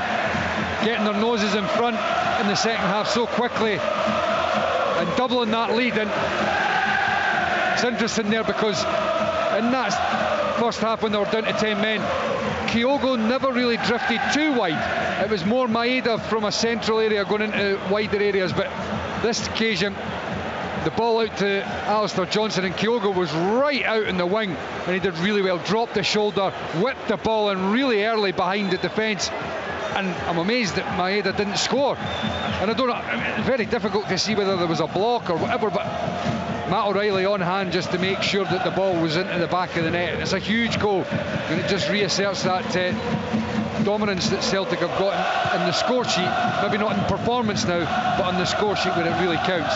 Yeah, I think Maeda will be so delighted that Matt O'Reilly was there to put that ball in the back of the net, because there's Stonewaller, and almost he miskicked it, didn't he? Good play, as you say, from Kyogo, drifting out wide and getting that cross into the box. But perfect, yeah, 2 goals, perfect start to the second half for Celtic. 4th goal of the season for Matt O'Reilly. Brendan Rodgers has made a point of demanding that he scores more, and he's answering his manager in the best possible way. And Celtic have a 2-0 lead here, and that's the insurance policy that Brendan Rodgers would have wanted his team to get early in the second half, and it's been provided by Matt O'Reilly. You saw David Martindale's reaction as soon as that goal went in. He turned round and started kicking out at fresh air. He was furious as Livy come forward. It's a snapshot from the edge of the box by Penrice, but it's a comfortable take for Scott Bain.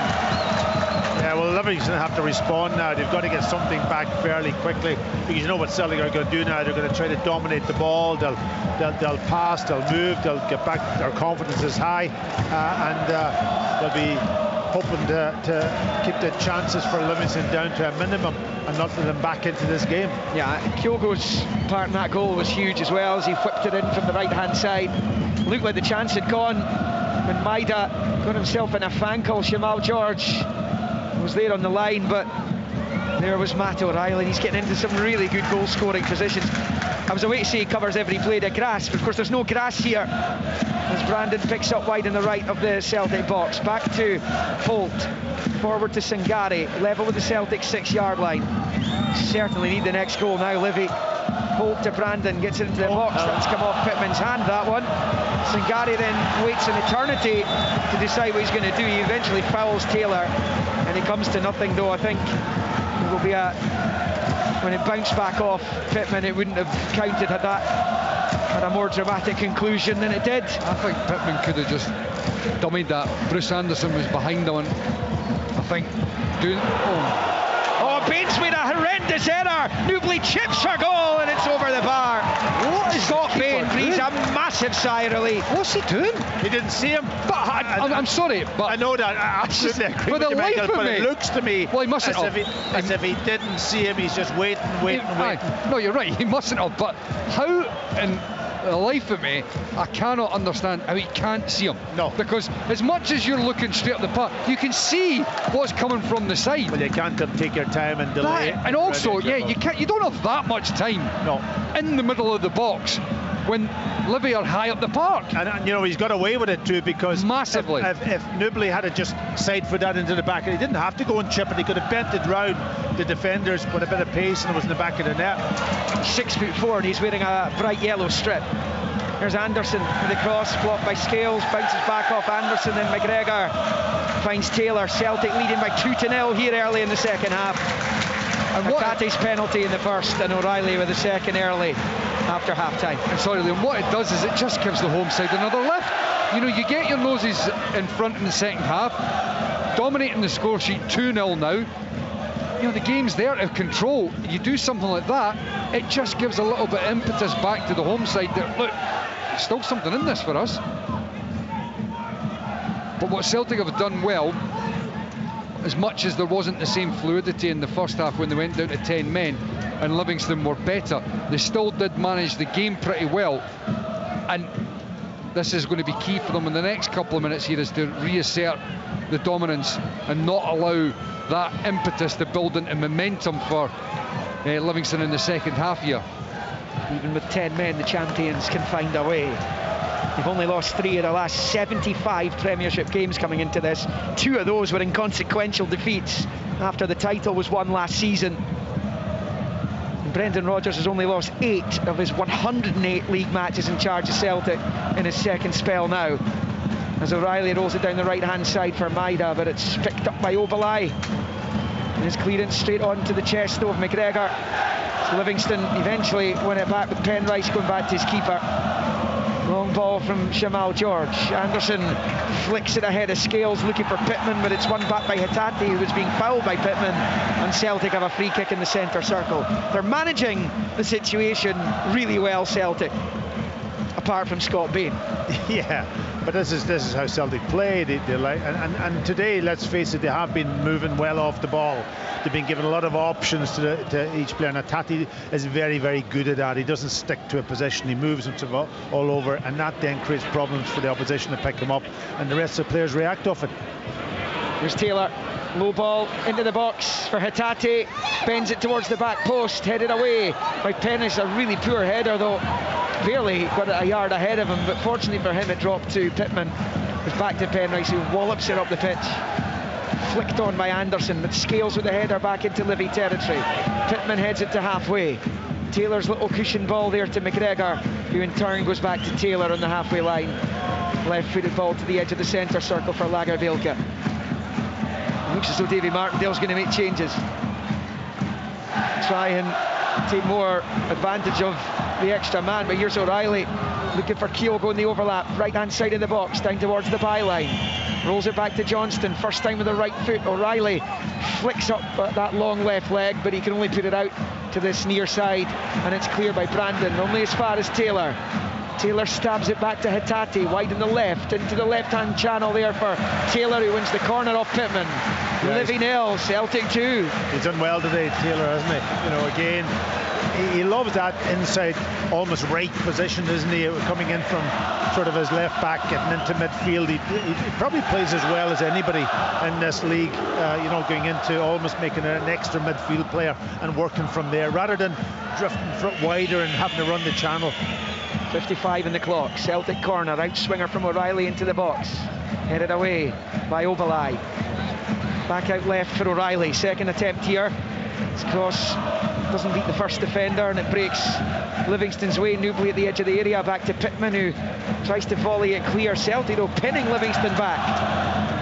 As Anderson wins a header and finds Holt, and now it's with Shinnie back to the edge of the box there for Ovalai, who with the right foot rolls it low out to the left hand side for Penrice.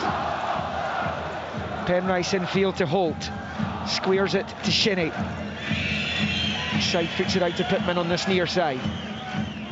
Livingston can't find a way through here against the 10 men, and well structured since Joe Hart's ordering off as the flag goes up and an offside against Sangare, and that's a free kick to Celtic inside their own box. It's taken short there, McGregor to Lagerbielke, and there's the 3 changes coming for Livy. Stephen Kelly will be joined by Bradley and Parks. Parks not fully fit, otherwise you would have thought he would have started given the paucity of options that Davy Martindale has at centre back today. Bain's long ball looking for Kyogo, one in the air by DeLucas. Pittman gets it into stride, driving forward, rolls over the outside of the boot. Anderson at the edge of the area, his shot takes a deflection and it comes right through to Bain. Comfortable take this time for the Celtic sub-keeper, and it stays Livingston 0, Celtic 2. And that goes out of play for a throw into Livy on this near side. Now they will be in a position to make the changes here at Amon Vale. So it's going to be Parks, Bradley and Stephen Kelly who'll come on. Pittman will come off, and so too will Sangare. So that's 2 of the 3. The third Livingston player who will be withdrawn, we will find out in due course. On comes Parks, and they're also going to take off their number 12, Jamie Brandon. Mikey. I mean, it's a difficult task for Livingston now. 2-0 down. Celtic are in a rhythm in the second half as well. And I don't really see anything changing in regards to the the idea, I mean, obviously they're going to look to continue to get that ball over the top, as they have done here, as quickly as possible. Foul by Newbley on Johnston. He's immediately checking for blood there from either his nose or his mouth as he went down. It's a Celtic free kick at the edge of their own box. So I was just going to say that as much as nothing's going to change in how they're going to play, but the system, they're going to a back three, Livingston, but they're still going to be looking to get that ball forward as quickly as possible to really try and get that Celtic backline. But it's going to be difficult now because the team from Glasgow are well on the ascendancy. Celtic in possession with Johnston over on the right hand side, inside his own half. Long ball looking for Kyogo. Here comes Parks to win the header. First touch for him. Here's Holt. Back to Obalai, and he just moves it to his left for Parks. Long ball from him, but Lagerbielke with a little cushion header to Johnston, and then to McGregor. Back to Lagerbielke, to Johnston, to McGregor. McGregor's had it nicked off him though by Stephen Kelly. Kelly looks up, rolls it to his right. Chance here for Shinnie. Out to the right-hand side of the box for Stephen Bradley. On the left foot, and they've overcooked it. He's looking for Shinnie, straight to O'Reilly, who can clear. O'Reilly just about picked out Kyogo. He's found him in the end. Kyogo has it on the right-hand side, driving infield. Leaves it for Hatate. Hatate gets there ahead of Stephen Kelly. He's found McGregor, who got away with that rare error a moment ago. And Tomoki Iwata's going to be on for Celtic shortly. Here's McGregor. It comes off Bradley, and he goes back to his keeper. A long ball from George up towards the halfway line. One in the air by Celtic as it goes up into the sky again, drops down up the head of Hatate. He finds O'Reilly back into the centre circle for Lagerbielke.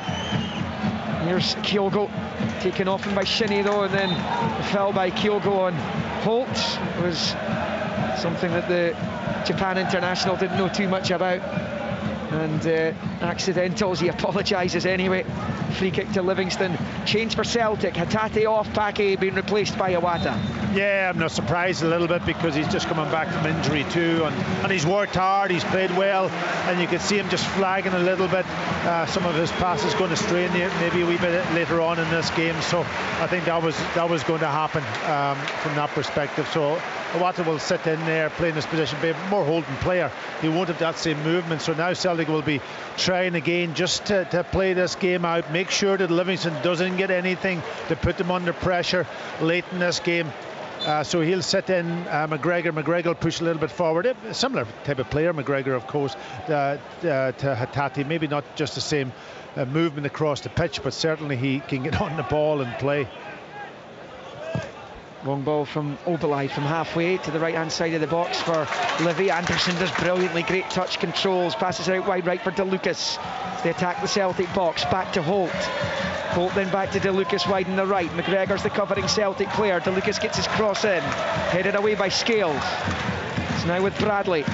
Bradley with a delicate ball in, but that'll be a comfortable take for Scott Bain, and it will stay Livingston 0, Celtic 2 here in Amon Vale. Davy Martindale hoping those changes will bring better fortune, but 61 on the clock. His team is 2 down. If you're up against 10 men, you'd feel you'd have a real chance of salvaging something out of the game, but it's the champions who are down to 10 as Kyogo wins the foul over on the wins the free kick over on the far side. Yeah, I think it might have been clever from Kyogo, but it was a silly foul. Was when Parks, into the back of him, just taking the pressure off Celtic a little bit. Scales inside his own box, turns away from Anderson, rolls it back to his keeper. Been saying it for the last few games, Liam Scales looks so assured in that position just now. He'll be most disappointed if when Mike Nawrocki comes back to full fitness that he loses his place in the team, assuming he continues this decent run of form that he's shown since coming into the side. He's grabbing his chance. Yeah, I think you're right, Liam. I think he's been the better of the two centre halves, and all that I've witnessed anyway. I don't know, how did he do in Europe? Did he do okay in that position? Oh, Newbley has lost out as it's picked up by O'Reilly, and suddenly Celtic have plenty forward. It's passed to McGregor, takes a touch and shoots. It's deflected away out to this near side. That was a chance for Celtic to make it 3 and switch the lights out on Livingston. It stays 2-0. Oh, Oh my word, it was the wrong pass from O'Reilly. I don't know whether he heard Kyogo coming up on his right hand side, just slip him and play it in front of him, and he takes it in, and with his ability he had a far better opportunity to hit the target than McGregor, who was square of him on his left hand side. Big chance for Celtic. I mean, the pass to McGregor was back into where the Livy bodies were. If he slips it to Kyogo, he's on the blind side, he's down this and getting a free strike on goal. So much so that when it came into McGregor, O'Reilly continued his run down that channel where Kyogo was as well. I don't think he's seen him then. No, and when McGregor had the strike, he was throwing his arms up to say, you should have played us. He should have played it in the first instance to Kyogo. Great chest there by Taylor back to his goalkeeper. It's played to McGregor. Greg Taylor's looked like the Greg Taylor under Ange Postecoglou over the last couple of seasons today. Oh, he's played well, absolutely. Yeah. Left out of the last Scotland squad. We're hoping his old Killie manager Stevie Clark gives them the chance in those games against Spain and France next month as Newbley slides in and puts it out for a Celtic throw-in on this near side. To answer your question about Liam Scales during the week, looked quite comfortable in the first half in Rotterdam. In the second half, when the red cards happened, the game completely changed. So it was difficult. It was a difficult evening from that point of view. But he certainly didn't look out of place in the first half, and Celtic played very well in the first half against Feyenoord. The late concession of the free kick just before half-time, in stoppage time in fact, did for them, and then Lagerbielke and Holm being ordered off in the second half ensured there was absolutely no way back for them. They'll host Lazio on Wednesday week on match day 2. Now they'd love to be preparing this coming midweek for a home tie against Hearts in the League Cup on Tuesday, but that's Kilmarnock who are doing that. Celtic beaten at Rugby Park in the last round, so their next match is Motherwell next Saturday. Livingston go to Rangers, which is their only defeat so far this season. So far, 2-0 down here as De Lucas drives forward into the Celtic box. His pullback's cut out though. Bradley back to Holt, now with Newbley, right angle of the box, bends it in on top of Bain, who for some reason elected to flick it behind for the corner. And nearly flicked it into his own net. It was the wrong action. I think he should have been flicking it away from goal. He probably again didn't know if there was anybody coming in on that back stick. But he should have been communicating with him. Barely sees any action, Scott Bain. You can forgive him for being out of tune. Stephen Kelly takes the corner. It's flipped away by McGregor. And as far as Parks gets it back out wide left for Holt. To Stephen Kelly, level with the Celtic penalty spot, drops the shoulder onto the right, the cross is poor. It's away by McGregor. Iwata will win the free kick, fouled by Shinnie, and a yellow card for Andrew Shinnie as well, who was the match winner in this fixture 2 years ago in Livy colours. Celtic take the free kick too quickly for John Beaton's liking. It is Livingston 0, 10-man Celtic 2. A couple of poor crosses from Livingston into the box there, weren't they? You know, they were in good positions, plenty of bodies up. You know, the second phase off the corner and just didn't beat that first man. They weren't great at coming from behind last season, Livingston. They went behind 22 times, only found an equaliser on 4 occasions. And they did come back to take a point at Ross County last weekend. Long ball goes over the head of the defender. Kyogo now has it to stride. It's an early ball. Maida can finish this now, but George is out to make the save. Smart goalkeeping. Just about keeps the Livingston heart beating this afternoon. It stays 2-0 Celtic. Looked all the way as though 3 was coming. Great goalkeeping there from George. He made himself really big, right in Dyson Maeda's face, making the block. Yep, that was almost, as you said, 3-0 and no way back for Livingston at that stage. May well be no way back just now for Livy, but here they come again. Cross ball, looking for Bradley. It was over the head of Taylor. Bradley takes it down. He's inside the Celtic penalty area, turns, he shoots, blocked by Taylor, cleared by Scales. Some of the decision making from Livingston in the Celtic box today has been so poor. They've found themselves in good positions. They're either not quick enough or they're just not taking the opportunities when they come along. Yeah, it's execution, isn't it? You know, they've got plenty of bodies in the box now, obviously late in this game, you know, 3-4 players, but when it comes to the player who's about to deliver, the execution hasn't been good. Chip ball down the right for Bradley. Scales with the challenge. Out the play it goes. Through in Livingston. Level with the Celtic 6-yard line. to try and plot a route back into this. Livingston are going to make their other 2 subs, and I wonder here in just a moment. First of all, though, it's a throw-in to the Lions down on this near side. DeLucas elects to, he was going to bowl it in, long throw into the box. He's elected to go back to Oberlai near the halfway line. Now Shinnie back to DeLucas, level the edge of the D, finds Kelly on the underlap. He's pulled it back, but it's straight to O'Reilly. And again, Matt O'Reilly's game awareness in both penalty areas is fantastic, and he was in the right position to pick up that pull back there and get Celtic up the pitch. Well, that's what midfielders have got to do. You know, when your centre half's pulled out of position, they just slot in and they kill the space, and it gives you an extra defender.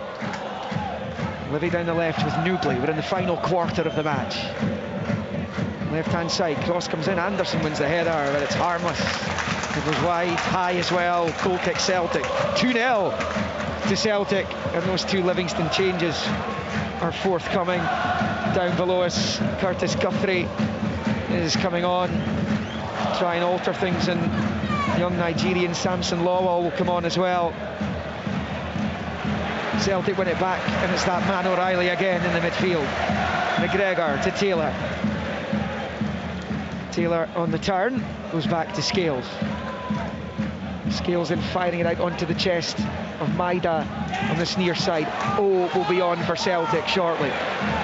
Maida pinched it back off Bradley. Here's Taylor for Celtic, who was brought crashing to the ground by Bradley, and he too will be yellow carded. And I think that's just frustration boiling over for the former High B there. There will be a Celtic free kick. 2 changes then for Livy. Lawal and Guthrie will come on for them, and it looks as though it's going to be just now that they make the alterations. Indeed, the flag goes up on this near side, and the Celtic change is going to be made first. Kyogo off, O on. And Livingston changes. Andrew Shinnie off, Lawal on, and Guthrie will also come onto the pitch for James Penrice. Changes all round, Michael Stewart. Yeah, it's understandable for Celtic, I think, with the game the way it is, to put on O and give him another opportunity, trying to work away into a side that is very difficult for him. You need to try and make sure that he can get as many minutes as possible, otherwise there gets a level of despondency. But, he needs to do more, I would suggest, with these moments that he's got in terms of scoring some goals. Long ball into the box. Oh, gives chase. Goalkeeper comes out, gets something onto it. Oh, tries to keep it alive at the byline. Right. Flag's gone up anyway, so he wouldn't have counted. And it stays 2-0 to Celtic. Just under 20 to play.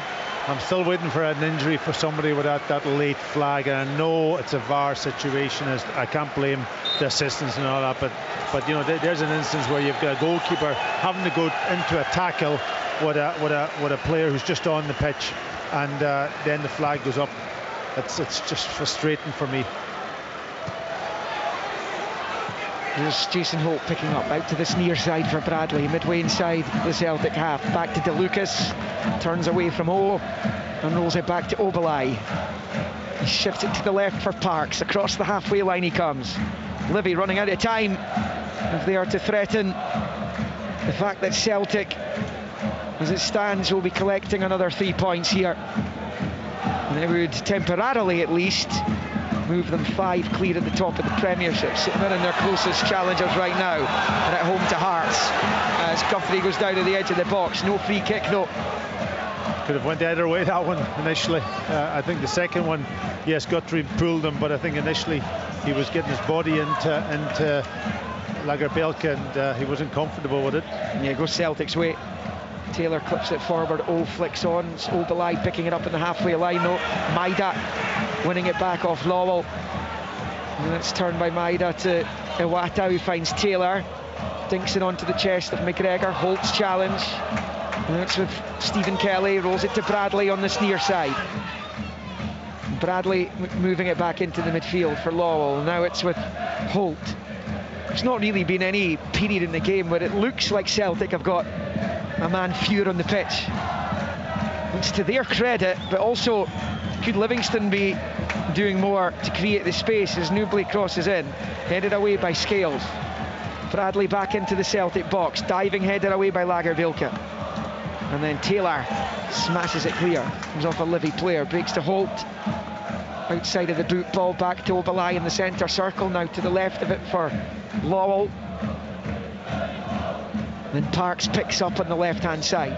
Newbley makes a run ahead of him. Chip forward, Guthrie flicks on. Newbley had gone into an offside position by that point though. Holt knocks it back into his own half. Here's Obalai to Shamal George at the edge of his own penalty area. Long right-footed ball into the Celtic half. Scales leaps. It's a good leap as well. He heads into the Livingston half. 17 minutes left. Livy 0, 10-man Celtic 2. A Tati penalty in the first half. O'Reilly early in the second. Joe Hart sent off in between. There's a dreadful ball by DeLucas, who gave away that penalty in the first half. And Lowell brings down Maida, and he is the latest in John Beaton's little black book. Yeah, Newbley's been asked to kind of almost play as a wing back now. I'm thinking surely you would want him in around the edge of the box. You know, you're 2 down. I know they've got Guthrie on, who's kind of almost playing up alongside Bruce Anderson, but just he's such a threat, you know, higher up the pitch. Lagerbielke's long ball comes all the way to the left-hand side of the Livingston box. Oh, can't control it. It goes behind for a goal kick to the home team. To come at 3 o'clock here on Sportsound. Open all mics. Coverage of the 3 Premiership matches. Dundee, Kilmarnock, Hibs St Johnstone, St Mirren Hearts. Championship, Airdrie Wraith Rovers, Dunfermline Morton, Cali Thistle, Dundee United. Bottom of the table, the Highlanders, Partick Thistle, Arbroath. A 5-2 win for Ayr United against Queen's Park last night. And then midweek, Kilmarnock Hearts in the League Cup on Tuesday, live in Sportsound. Rangers Livingston, Ross County Aberdeen, Hibs St Mirren on Wednesday. Again, full coverage here on BBC Radio Scotland. The only place you'll get coverage of all 4 League Cup quarters. Here's O'Reilly back to Johnston, forward to McGregor. Highlights of this game incidentally on Sports Scene 7:30 tonight from the BBC Scotland channel. O'Reilly goes back to Johnston. And back to Bain. First time ball from the Celtic sub-keeper. Headed back in field by Stephen Kelly, headed away by Celtic, headed forward by Parks, headed away by Johnston. And completes the head tennis match. Here's Iwata. Square ball to Johnston, back to Lagerbielke. Looks up, right foot, side foot pass out to the far side for O'Reilly. Was brought to the ground by Stephen Kelly, and it remains 2-0 to the champions as O'Reilly bounces straight back up, taking the quick free kick while Stephen Kelly complained. Chip ball into the right-hand side of the box for Iwata. Drives it across, cut out by Obalai, and that's going to... I thought it was going to stay in play there. The bounce off the artificial surface does eventually go out for a Celtic throw-in, level with the Livingston penalty spot on the far side. Yeah, it was a good play by Iwata. That interchange from Iwata and McGregor's worked quite well. You know, both of them can play the holding player, and when one comes deeper, the other one pushes on, and he took the quick free kick and then made a really good run. Chance here for Celtic. It's and it's wide. He was in a really good position as well, facing the goal, and somehow he shanked it wide of the right-hand post, and it stays 2-0 to the visitors. You know, when I watch I look and I think he's got all the attributes to be really effective, and I don't know whether it's just he needs more game time or what, but it's never really just been able to piece it all together. And I mean, that's a great strike on his left foot. If it goes in the back of the net, you're going, it's a wonder goal, but it doesn't. You know, it's another one of those ones that goes past the post and it doesn't come to anything. But I just, you know, I'm waiting for him to burst into life in terms of moments that affect the game. Because, as I said, I look at him and think he's got all the attributes you'd want, he's just never really been able to piece it all together. DeLucas for Livingston. And sorry, the other thing I was going to say was, when you compare it with Giakoumakis, who he clearly is the replacement of, Giakoumakis scored goals. He couldn't help himself. He knew where the back of the net was, and that, as a striker, is what you're judged on. Yeah, I think Giacomakis in the box also made good runs. Brilliant runs. He got across people. You know, it took him a while, but he certainly got into it, and he was a handful for teams. Coming off the bench too, very effective. Here's O now, driving across the 18-yard line, slight challenge, it breaks to Iwata, who fires it high over the bar, and it will remain at 2-0, but Celtic are in complete cruise control here, and they're down to 10 men since the 28th minute of the game. Yeah, O's coming on, and he's missed that opportunity. Giacomakis, when he started games for Celtic, and it didn't come along that often, he'd go on and score a hat-trick. Yeah. But Kyogo Furuhashi is so important to this Celtic team, he was only getting the bit part. Yeah, and if you were going to really be critical maybe of the sends in the summer, I think that was an area where they could have maybe even, you know, gone out and got somebody that was. They'll have to probably rely on Maeda now as the third striker if something happens. Kyogo, they're in a bit of trouble. He did pretty well there in that position for Japan at the World Cup last year, to be fair, didn't he? Daisen Maeda. Anyway, it's through with DeLucas on the halfway line for Livingston. Plays it forward. They are verging on the last 10 minutes here, Livy, and they're barely threatening Scott Bain. Changes haven't worked for David Martindale. Obalai launches it up into the air, drops down off Liam Scales. It'll break Anderson's way, looks to feed it out to Bradley, but McGregor's there to smash it clear. Oh Hyun-gyu picks up, now to Maeda, back to O. Back into the centre circle he goes. He plays it short to Johnston, right to left of the circle from McGregor. Forward to O'Reilly, stabs it back to McGregor, who's down, fouled by Stephen Kelly. It looked as though he had been, yet the referee does give Celtic the free kick here, just a few yards away from the edge of the centre circle. Celtic have been a lot sharper than Livingston today, you know, in those 50-50s. They're getting to the ball quicker, which is a surprise considering that they had that game on Wednesday night. That's going to be another free kick and another yellow card. It's been littered with them, and Tom Parks is also booked by John Beaton, and Celtic have a free kick over on that far side, about in the right angle of the penalty area, and that is booking number 6 in the game. So it was Tuesday night at the European game, so that extra day actually maybe has helped them to recover well, you know. Yeah, they came back straight after the match, an overnight flight back to Glasgow. There were plenty of time, and perhaps it had been the Wednesday night, he would have been more inclined to make more changes to his starting 11. Brendan Rodgers, it was just the one that he did make, with James Forrest starting for the first time since the start of January, but his game lasted 28 minutes. He was the man sacrificed in the wake of the Joe Hart red. As O'Reilly stands over this free kick, right angle of the box, left-footed, he's gone for goal, but it's taken by Shamal George at his near post, and it will stay Livingston 0, 10-man Celtic 2. We're in the final 10. DeLucas driving forward, challenged by Maeda, but he's released Holt. Out wide right for Bradley, level with the Celtic penalty spot. Stephen Bradley taking on Taylor, chipping the ball to the back post. Nobody in yellow's there. Johnston got the shout not to touch it, and it was behind for the goal kick. Again, Michael, another example of Livingston's performance in the final third today. Yeah, it's a fair criticism. It's not really been at it to the level that they need it if they're going to get something against Celtic, and there has been vulnerability there that they've been able to expose and get into those dangerous areas, but they've not really been able to capitalise on it.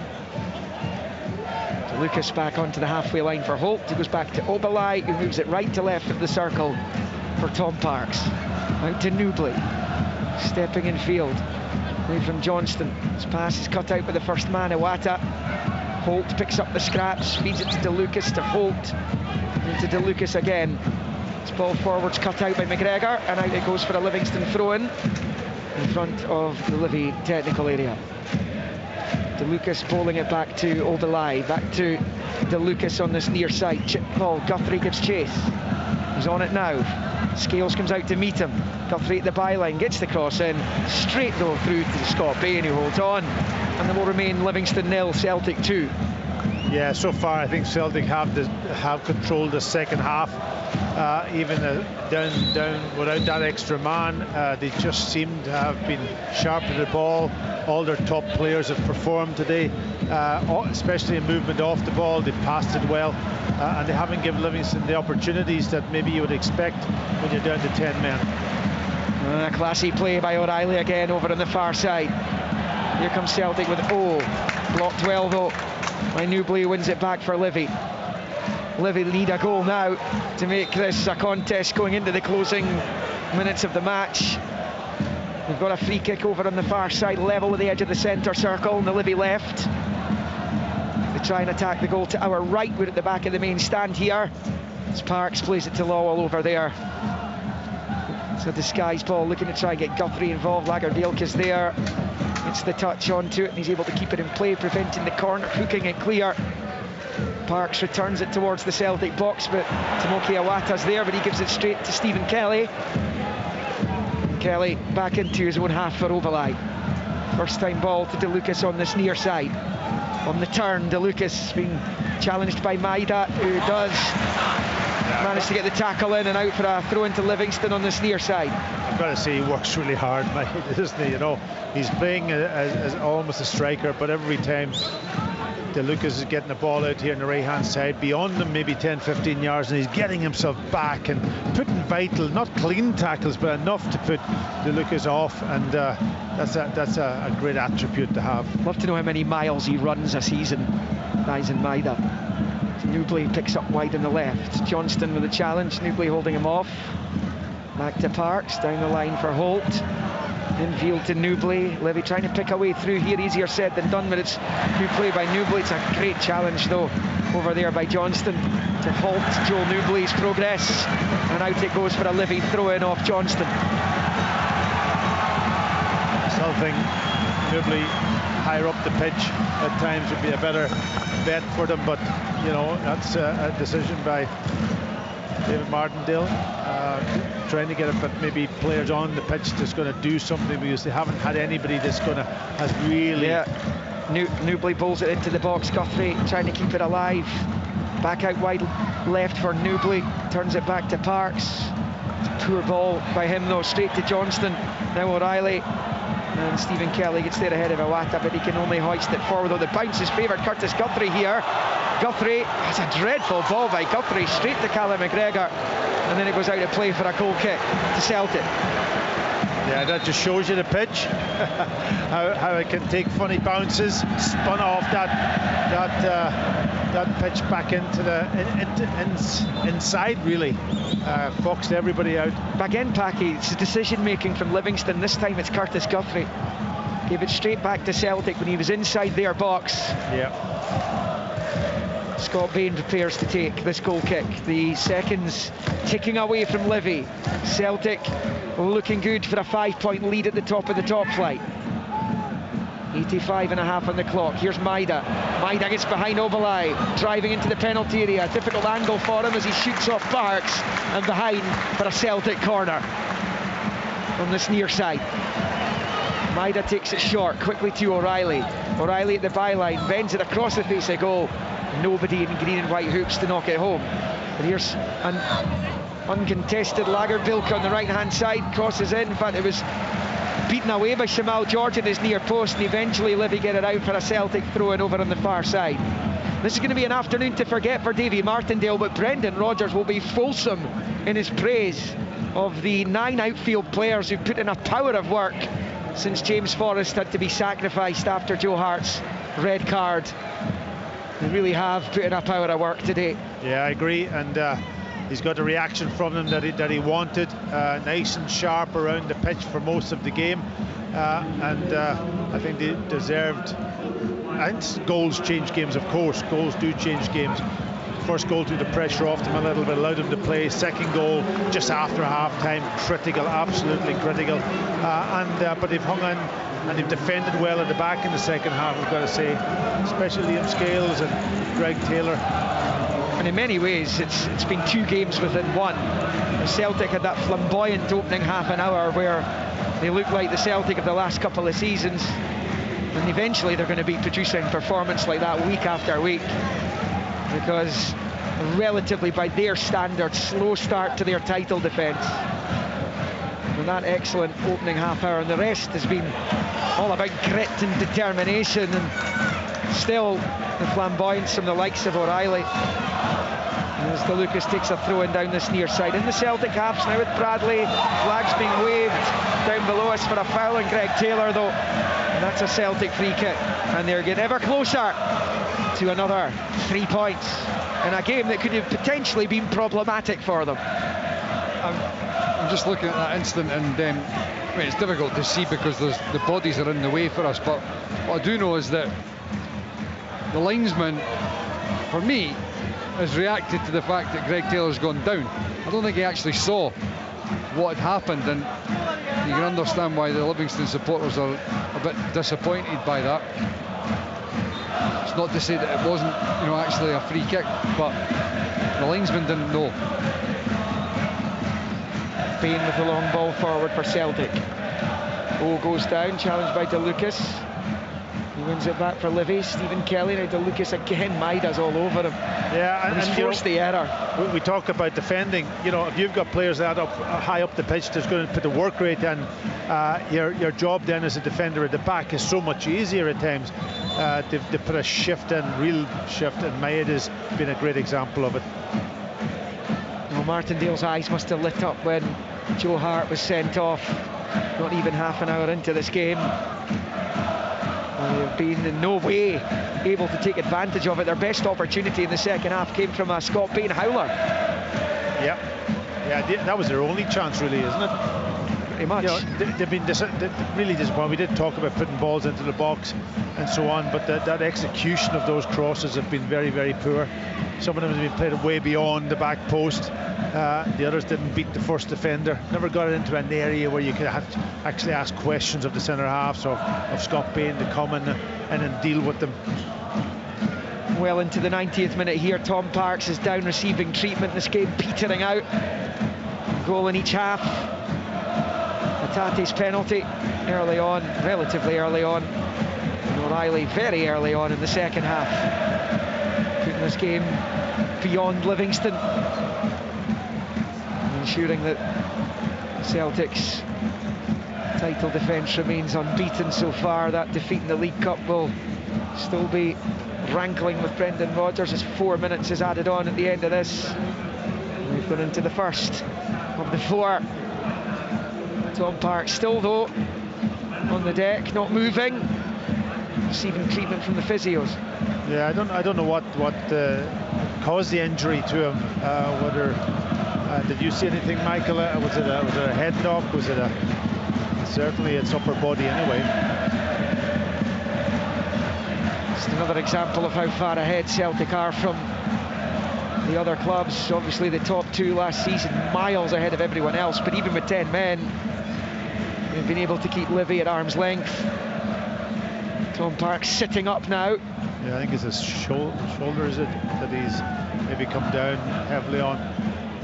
We'll get you all the team news from the matches at Dens, Easter Road and in Paisley and in the Championship as well, and we'll keep you up to date with everything that's going on across all 4 divisions of the Scottish Professional Football League. Open all mics from 3 o'clock. Sports Sound with you until 7 o'clock every Saturday. Zagas comes off the pitch. Tom Parks here will be okay to come on for the final few minutes. So I think we can probably start the injury time, the 4 minutes now, even though one of them has already gone. Here's McGregor for Celtic. 10 against 10 at the moment as Iwata returns it into his own half for Scales. Scales with a long left foot ball, looking for headed away by DeLucas. Parks is back on. DeLucas plays it off Maida and out of play for a throw-in on this near side. Maida's completing 90 minutes all the time now, plus the stoppage time. That wasn't always the case in his first little spell at the club. Absolutely, and I think the same goes for Hatate when he was playing at his best. He was finishing the 90 minutes. I think when those players come first, they put such a work rate in, but their kind of almost spell was 60 minutes, and then they were kind of almost taken off the pitch. But now once they got him up to speed, both Maeda and Hatate, and Hatate will come back to that level, I'm sure. but Maeda's his work rate is incredible, absolutely incredible. At times, maybe like the second goal, he misses big chances, but he gets himself in there, that's for sure. Bradley on the right hand side of the Celtic box pulls it back. Holt couldn't get there. Side footed for goal by Newbley and blocked. Celtic get it away. Looked like it was opening up beautifully for Livingston there. Newbley switches it out to this right hand side. Here's Bradley. He's been positive since he's come on, at least. Out wide right for DeLucas. Cross takes a touch off Taylor, breaks Maeda's way, but it's given away to DeLucas inside the Celtic box. Little chip ball, and Johnston heads it behind for the corner. Livy score now, it would surely just be consolation though. Yeah, it was a big chance. It was a big chance for Newbley, wasn't it? Matarelli did brilliantly. He got in and had two. He tracked the runner initially and then had a great block from Newbley's shot that could have given Scott Bain a problem in goal. So your man of the match, O'Reilly today, Packy? There's been a few, I must admit. Okay, here comes Kelly with the corner towards the 6-yard line. Guthrie wins the header, it's over the bar, and it will stay Livingston 0, 10-man Celtic 2.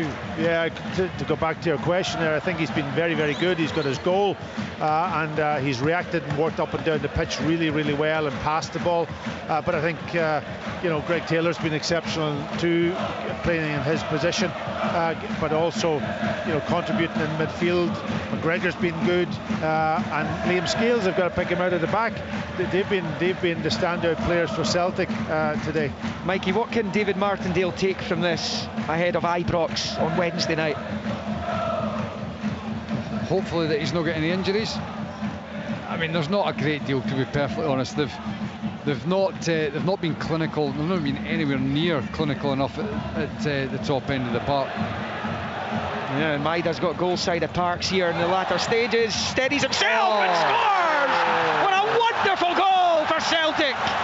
Dives in, Maeda picks it up, right-hand side of the D, and bends a wonderful cultured shot into the left-hand corner, which Shamal George didn't even bother diving for. It was that good, it was that well placed, and it is going to be a big victory for the 10-man champions here in West Lothian. Livingston 0, Celtic 3. And I think I've got to include him in the group that I picked out also. I left him out because his energy today, and that actually goal came from his energy too. He never gave up on it, and then he had the quality at the end to get his shot away. I would like to see it again to see how what part of the goal it went into. It looked a little bit centre, but it was a strike and the pace of the strike, and I think he deserves it because he's played really, really well. And if you've got a player with that sort of ability, but also with the energy rate, Michael, it's a wonderful player to have. It's all over here, Mikey. Maeda with a wonderful goal to round things off for Celtic. Tremendous. I mean, the amount of times that he wins balls that he's second best for, and then the one thing you would say about him at times, lacking that little bit of composure or quality. He certainly wasn't missing it there. That was a great finish, and it rounds off what is a very, very good afternoon, early afternoon's work for Brendan Rodgers' men. Yes, indeed, and they got the lead early in this 3-0 win, 14 in, a Hatate penalty after he'd been upended by DeLucas. Then came the big moment, Joe Hart sent off in 28 minutes as he came to the edge of his box and clattered into Sangare.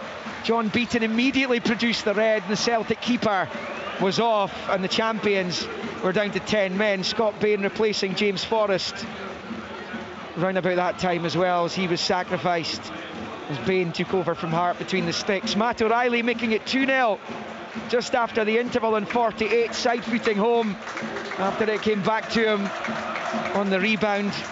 He was in the right place as he normally is before Daisen Maeda rounded off the scoring in the 5th and final minute of stoppage time at the end of a game. It was littered with yellow cards, littered with some scrappy play. Livingston poor in the final third, you would have to say. Their best chances spurned by Joel Newbley.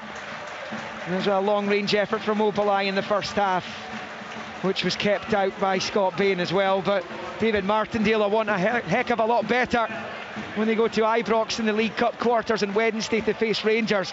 For Celtic, it's a massive win for them. They always tend to be, but given the adversity that they have to come through to get to the 3 points today, it might taste that little bit sweeter for Brendan Rodgers and his players, who go to take the acclaim of 3/4 of Vamonvale, which is jam-packed with Celtic supporters.